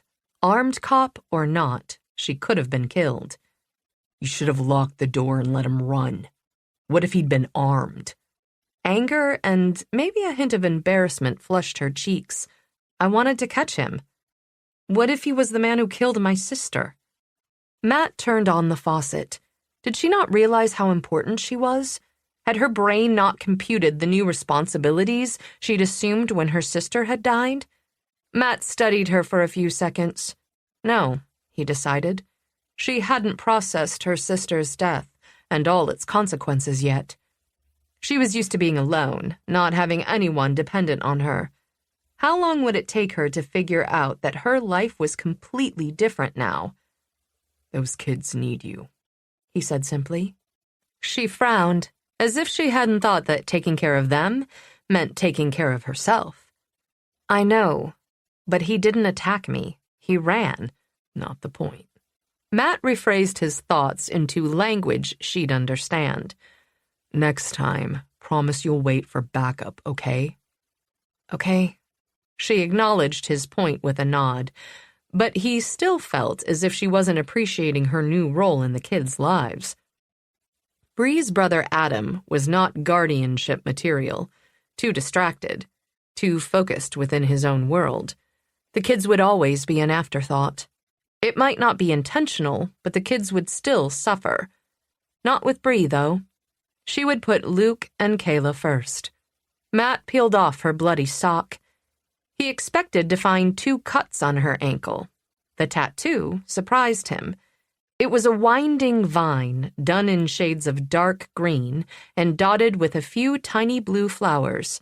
The work was delicate. Where's the first aid kit? She pointed to a door behind him. In the pantry? He found a small plastic box on a shelf and brought it to the island. I can't believe you didn't feel these. It's been a rough night. I might be numb. Matt cleaned the cuts with soap and water, closed them with butterfly strips, and covered them with Band-Aids. This tattoo is beautiful work. Thanks. She studied it for a second. Matt looked closer. Underneath the ink, 2 jagged lines of raised skin were barely visible. The tattoo artist had done an amazing job. The tattoo covers a scar? Yes. She paled, her brows dropping into a troubled line. That's where I was bitten. It left an ugly mark. Before I got the tattoo, I never wore shorts or dresses. Matt touched the scar. It was thin but jagged in places. How many stitches? She flinched at his touch and swung her legs off the counter. I'd better check on the kids. She moved to leave the kitchen, but he blocked her with a hand on each side of her body. Does the fact that you called mean you're willing to work with me? She lifted one eyebrow. Her hazel eyes met his gaze without blinking. I'm tired. I wanted another adult in the house to keep the kids safe tonight. I preferred someone solid who I was reasonably sure could handle himself. I thought of you. I'm flattered. She tilted her head. Despite being more than a head shorter than him, she yielded no ground. Does your helping me tonight come with strings attached? Of course not. He took a step backward, regretting the dick move. What had made him think he could intimidate Bree into a loose partnership to investigate Aaron's death and Justin's disappearance? Good. She ran a hand over her scalp, not to smooth her hair, but as if her head hurt. Selfishly, beyond the investigation, Bree appealed to him. She was an attractive woman, but he knew plenty of those. He was old enough to want more than sex and a pretty face from a relationship. Something made her different. Complexity, resilience. Fate had thrown marbles under her feet. She'd scrambled, but kept her balance. Her straightforward attitude was refreshing, too. He'd been an ass, and she'd called him on it immediately.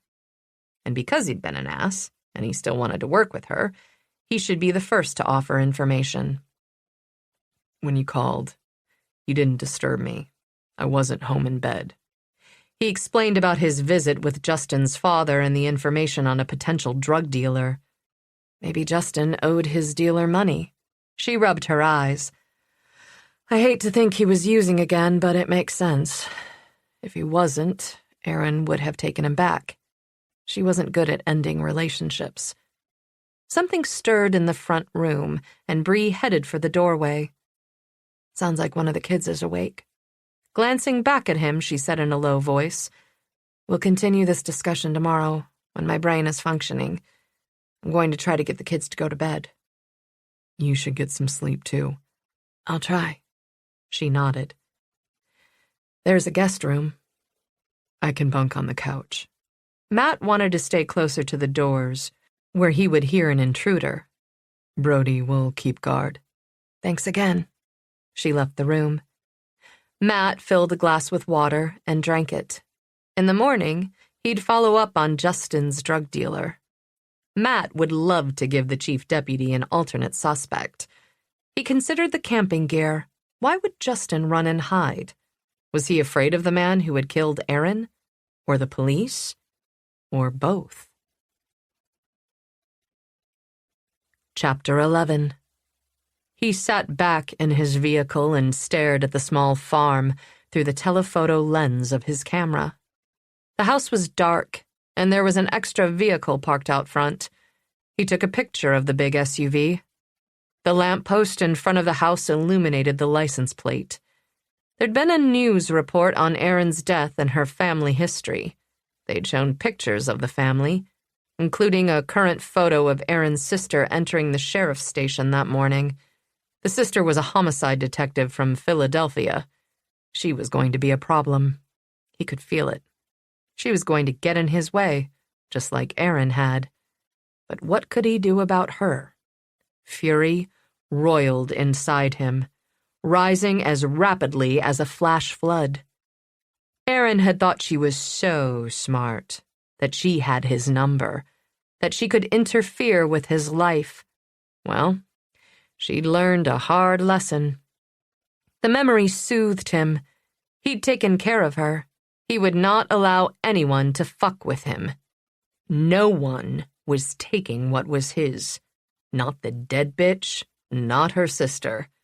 He'd killed once, and he was more than willing to do it again, though the sister was a cop and would be harder to kill. He touched his pocket and felt the reassuring bulk of the gun. As he demonstrated Tuesday night, a bullet to the chest at close range took a person down fast. A gun truly was the great equalizer. A curtain moved in an upstairs window, Erin's window, and a dark figure moved into view. Was the sister looking out? Could she sense him watching her? He snapped a picture. She seemed to be looking right at him. His breath locked in his chest. Though he was certain she couldn't see him, he slid farther down in his seat. He lowered the camera. Without the help of the telephoto lens, she was no longer visible. His lungs loosened. If he couldn't see her, then she couldn't see him. Anger flashed again, heating him from the inside out. He shouldn't have to worry about this. Like Erin, the sister would bring on her own demise. A cop would never be able to mind her own business. He needed to kill her. But he wasn't prepared to do it tonight. Killing a cop would take planning.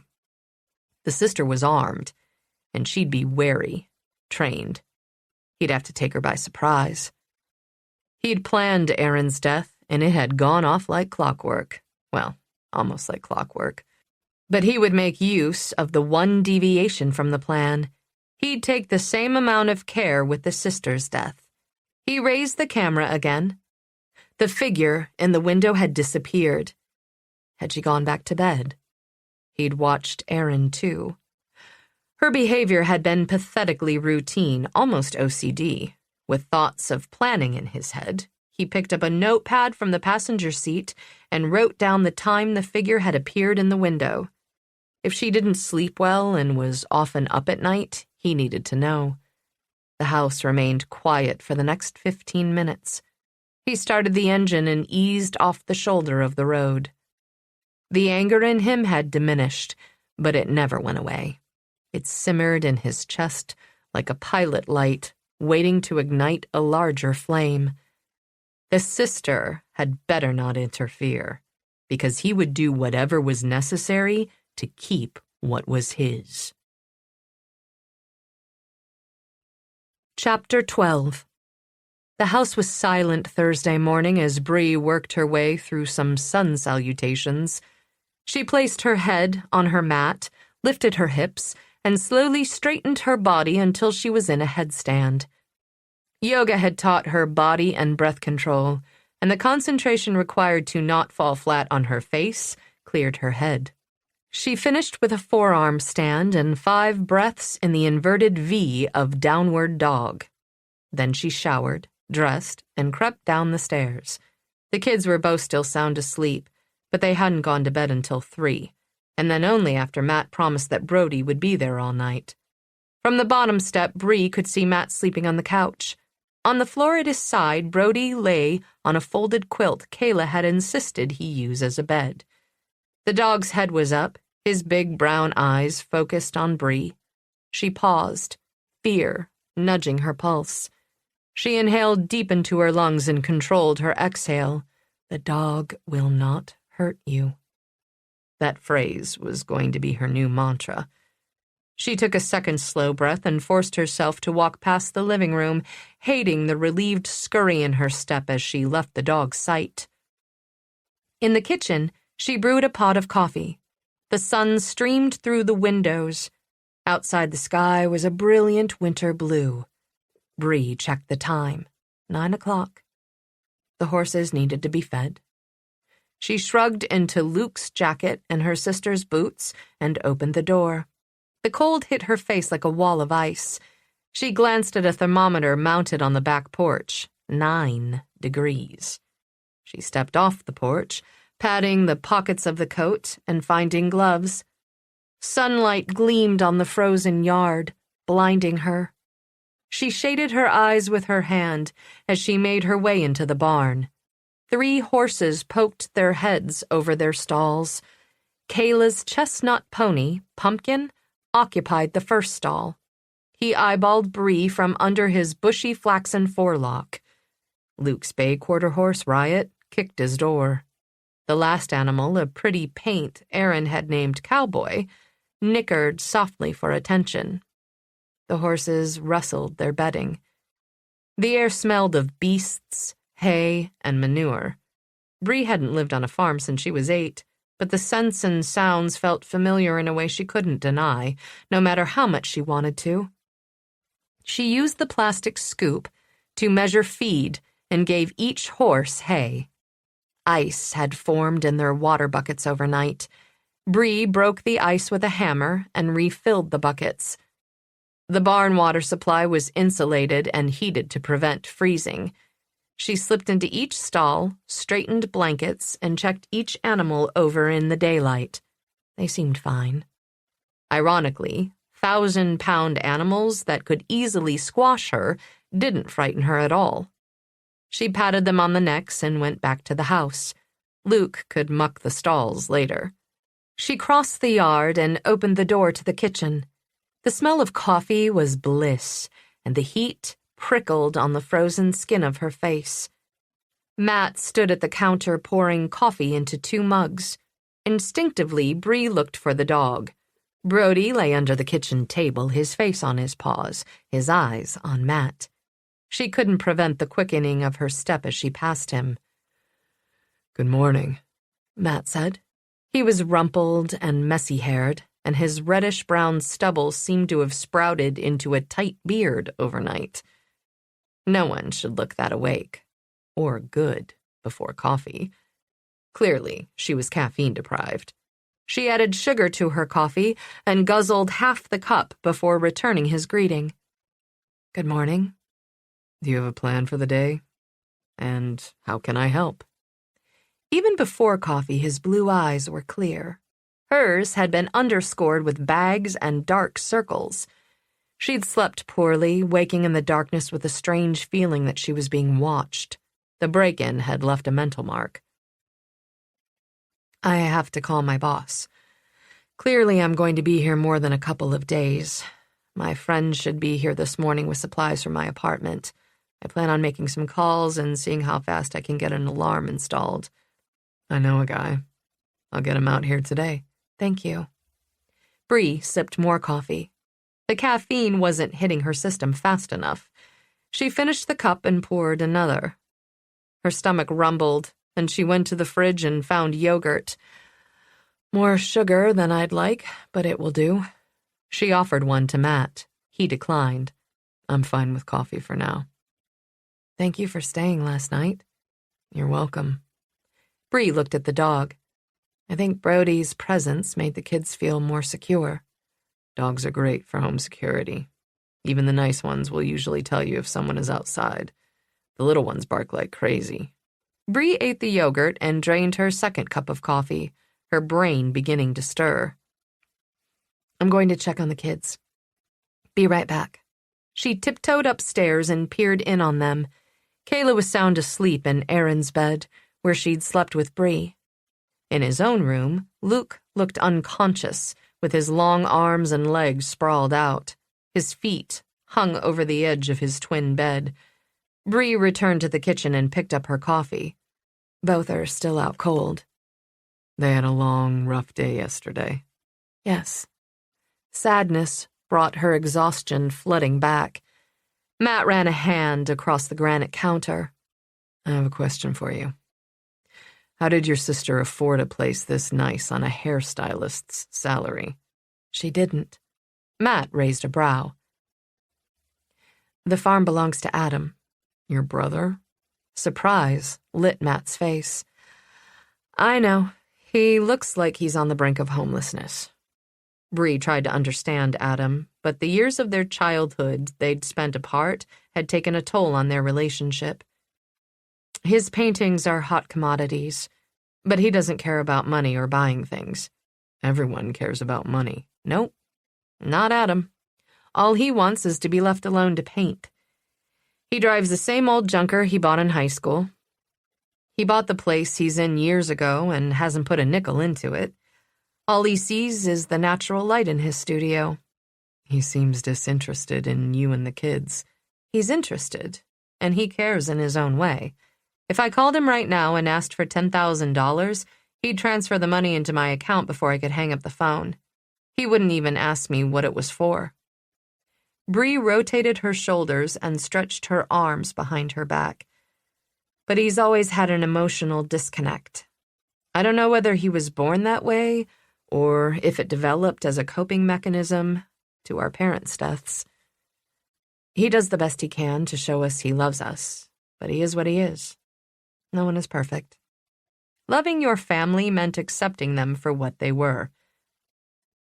He supported Aaron financially.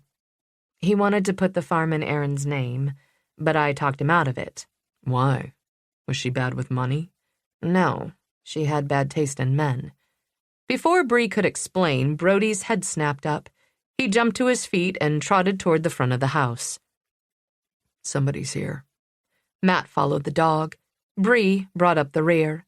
She looked out the living room window. A Dodge Durango was parked in the driveway. The rear hatch was open and Dana was unloading a suitcase and a pet carrier. The sight of her nearly brought tears to Bree's eyes. That's my friend Dana. She's also my partner. Matt called Brody away from the door so Bree could go outside. Dana rolled the suitcase toward the porch. Bree greeted her on the bottom step with a hug. Dana patted her back. I'm so sorry. Thanks. Misty-eyed, Bree released her. Dana thrust the cat carrier at her. You owe me. He howled for 5 hours. Thanks for bringing him. I'm probably going to be here for a couple of weeks. I don't want to leave him alone that long. And there's too much going on here for me to make the drive.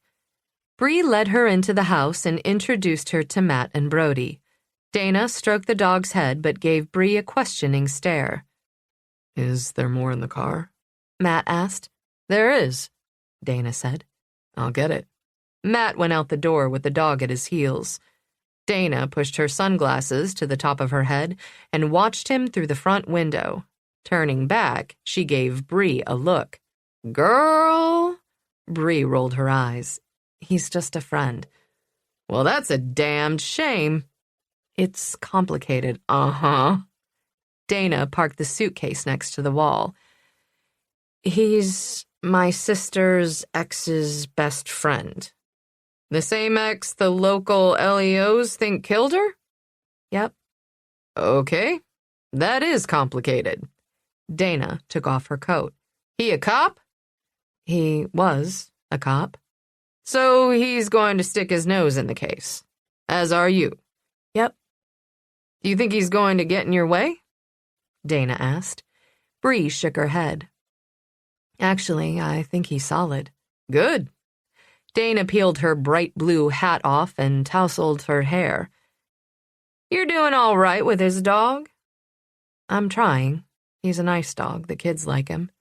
Good for you. Dana stuffed her hat into the pocket of her jacket.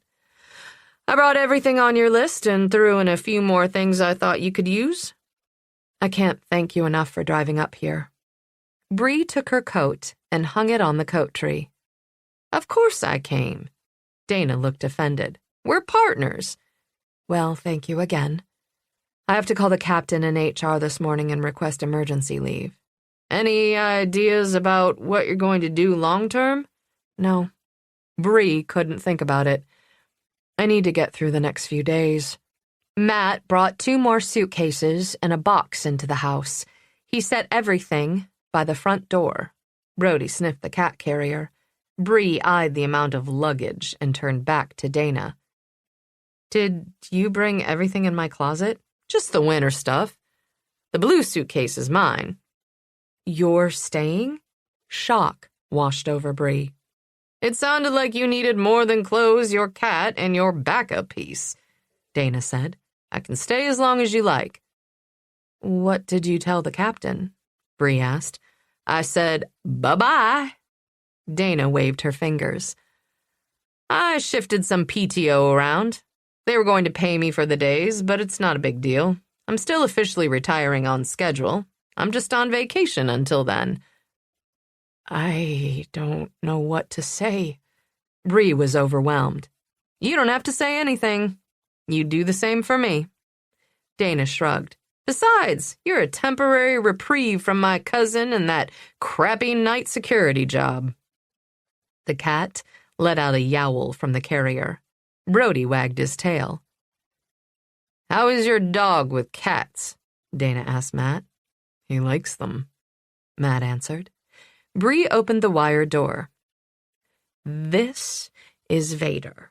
The cat stalked from the carrier and sat, calmly contemplating the dog with bright yellow eyes.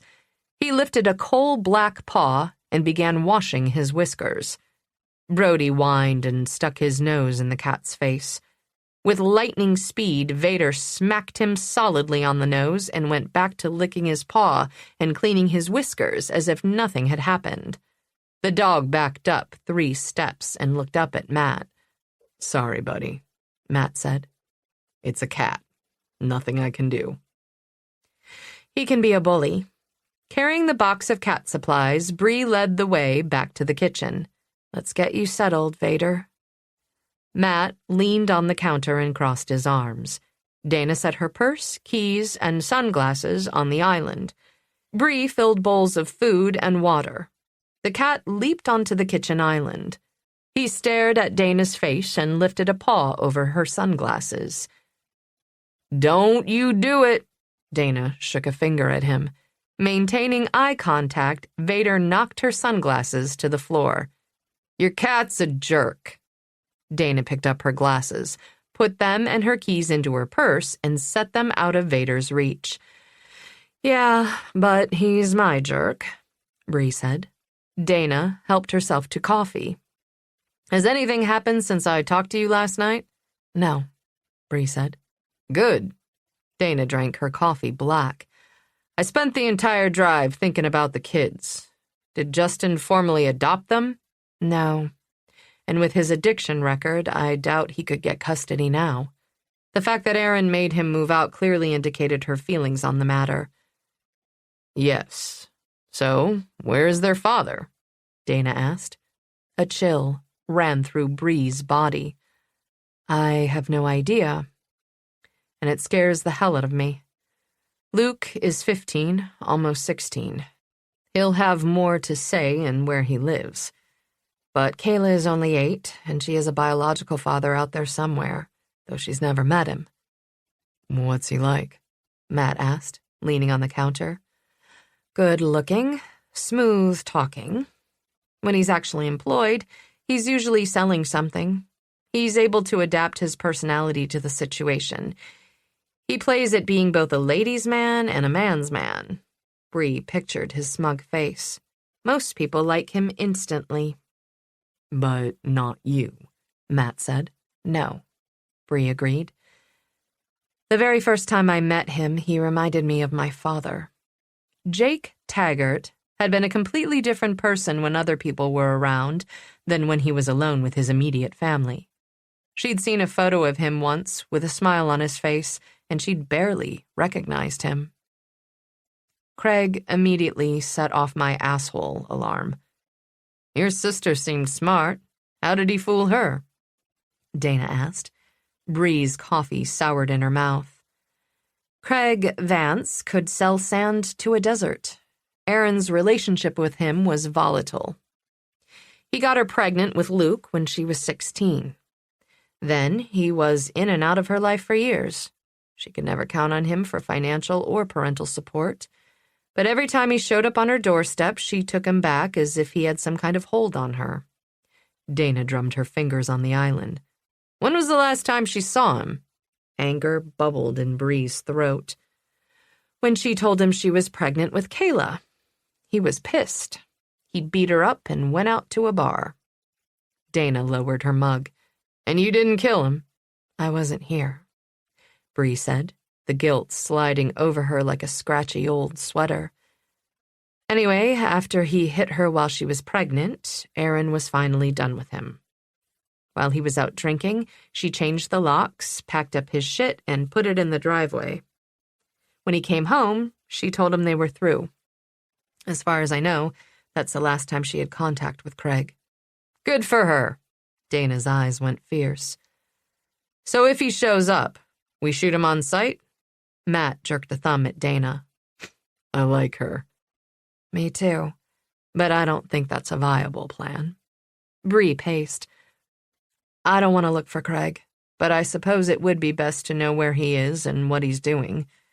I can't imagine he'd want the financial burden of 2 children he's actively avoided supporting for years. Right, Matt agreed. But wouldn't the kid's natural father be their automatic new guardian? Won't the court try to find him or make you notify him? Bree shook her head. He wasn't around when either of them was born, so he isn't listed on their birth certificates. Legally, the kids have no father.